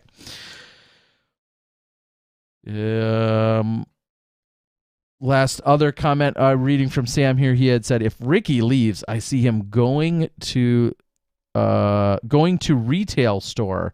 He likes the grind of running events, sake bomb challenges and such, so he probably needs a constant diss. And I know Ricky has part of the retail store that's over there, the Disc Shack, that's taking place over in Arizona. I believe they had a big tournament this weekend. Ray asks, what are the big improvements for DGN y'all have planned for 2022? You can listen to Mahmoud, who was on our board earlier today, had an interview with Ulta World where he kind of went over a lot of that stuff. And more or less saying that there's anything I should know about. No. That let me put it this way. We're not really looking at making giant improvements. We're looking at having a very consistent show this year with a lot of the little improvements that we did last year. 5 to 6 cameras. There's 4 or 5 drones at all times. Yes, 4 or 5 drones. Actually, Ricky is leaving to go to a drone company. Mm-hmm. That's his new manufacturing sponsor. Yep. He's going to be actually riding a drone on the course. You heard it here first, folks. Mm-hmm. Ricky's riding a drone. Drone riding Ricky. That's right. That's the reason that he had to leave Ridge Roller. It was his drone caddy. So the drone picks up the discs and follows him. I just report what I make up. So as far as upgrades, nothing. I believe there's talks right now of splitting the broadcast MPO FPO, but I don't believe that's even decided yet, or if they're going to do it for every event or just some events or none of the events. But that's kind of one of the next big things that will give us more cameras, so to speak, to be able to focus on each individual field. If that happens, I think, Mo's big focus is he kind of wants to clean everything up, make it a little bit more professional as far as having audio, music bumps, and things like that. You're not going to notice. Let me put it this way. There's not going to be like this huge leap in like quality as far as like picture crispness or anything like that. Our goal is to be consistent, to be able to replicate what the great stuff that we've done last year, this year. We've got ideas to make things bigger and better and more features and, more exclusives to DGN, things like that. We've got ideas, but we want to make sure that we can walk before we run. Last year we were walking. We're going to just kind of jog if we're lucky. We're not running yet. Real quick, another updating breaking news since about the beginning of our podcast 5 hours ago. It was just posted 5 hours ago, I should say, by Dave Felberg, where it says he signs a 2-year extension with Infinite Discs. So I wanted to throw that in there. I guess it was posted 6 hours ago. So just before we started our podcast at this rate. So anyway, congrats, Dave and Infinite Discs. A 2-year extension is how it was spelled out on Facebook. So Razorhausen have numbers sustained since the big growth.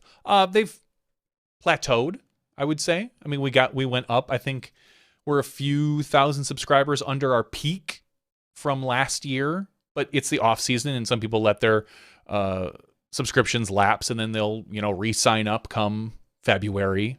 So they're a few thousand down, but ultimately they're, above where we were in 2020, which is when the big spike was. We're still above that. How old is Dave now? He's our age. So he's 44, 45. Yeah, he's Johnny and I are 43, which makes Dave either 40. He might be 44. Yeah, I think he might be. Most he's 45, but I'm gonna guess. I think he might be 44. I feel like he's infinite years old. Very clever, Tim. Perfect. All right, Johnny, let's call the number. Let's bring in the number here. And as you're doing that, we're pulling up the number. Next week, we plan to be here. Yeah. It's the 28th. It's not quite too close to Christmas and not quite too close to New Year. So, yeah, what the heck? We'll be here. We can do it. Will it be a guest? Will we have some kind of goofy format and or game or something? Maybe. Any of those are possible. But I heard Santa's getting a new sponsor, so we'll have him. I'd like Santa Claus to visit. If you would like to be eligible for our weekly giveaway and to get this awesome, cool shirt, the DG Coin shirt. Oh, yeah. That, graphic design done by one Tim Courts, our Smashy in the chatty. You can do so at patreon.com/SmashboxTV. Just sign up there for as little as $1 a month. And Johnny, if they don't win this shirt tonight, how can they get one? Oh, man. Terry, probably reaching directly out to you. Yeah, that's a good idea.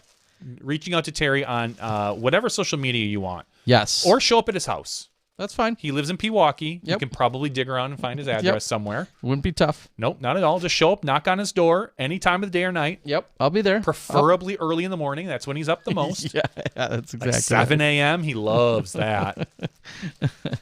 And Terry can get you a DG coin. It says banging blockchains. Yeah, we're going all crypto language and stuff.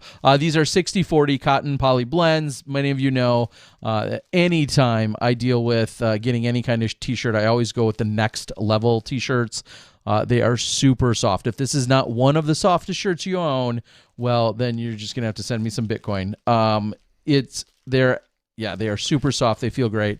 Ever since being introduced to these shirts, at least 5 or 6 or 8 years ago, every t-shirt almost I've ever ordered has been this exact style. I don't know because they're that comfortable. Yeah, I don't know what you're charging for those in cash, but I do know it's only 1 Bitcoin. I'm running a sale. Half a Bitcoin will get you one.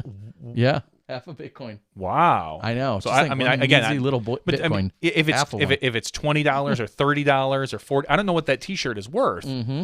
But clearly, that number is bigger than the number of Bitcoins you're going to send him. Yeah. So I'd be happy to help you out. We can manage But that. yeah, when we do pick our winner right now, I will reach out. I will need to confirm the address, and then we'll get you whatever size you need. This happens to be a large, but I'll get whatever size you need. All right, we have 181 people eligible for our giveaway. Boom. Again, patreon.com/SmashboxTV. We won't go over it again. Terry, what number should we draw? 2.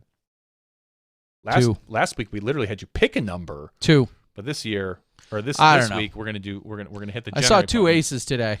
Oh, you did. And then the kid is like half your age. So. Yeah, he's 23. Just about. All right, so the first number is 99. The second number is 124. I sorted them today by first name. So 124 is the number. Let me unmaximize my screen so I can scroll down. Scroll up because I was at the bottom of the list. Mike Cullerton. Congratulations. A long time Patreon supporter out of Virginia. So thank you very much, Mike. You're going to get the DG Coin Bangin' Blockchain t-shirt tonight, created by one Tim Courts. Yes. Thank you so much for the assist on that, Tim. I'm going to continue to work with Tim on a couple other designs, not only for a bunch of disc golf blockchain, crypto-related themed shirts that I've got in mind, but also some other projects and such that I'm working with him. Oh, maybe. How many? You got a lot of those? Styles or thoughts in mind? Yeah, absolutely. Well, I was going to say, we do have a clothing giveaway coming up at the beginning of the year. We might have to work something out. We might have to work something out. But either way, congratulations. Thanks, Mike Cullerton, for being a supporter. We appreciate that.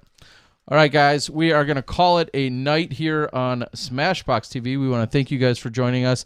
It was super great to catch up and really introduce and talk to Blake for the first time, Blake Shaffer. It was the first in-depth conversation we've had with him, so you guys hopefully learned a bunch, as did we. And then Andrew Marwede breaking down what we're going to see in his immediate future, the next 3 years, signed with DGA.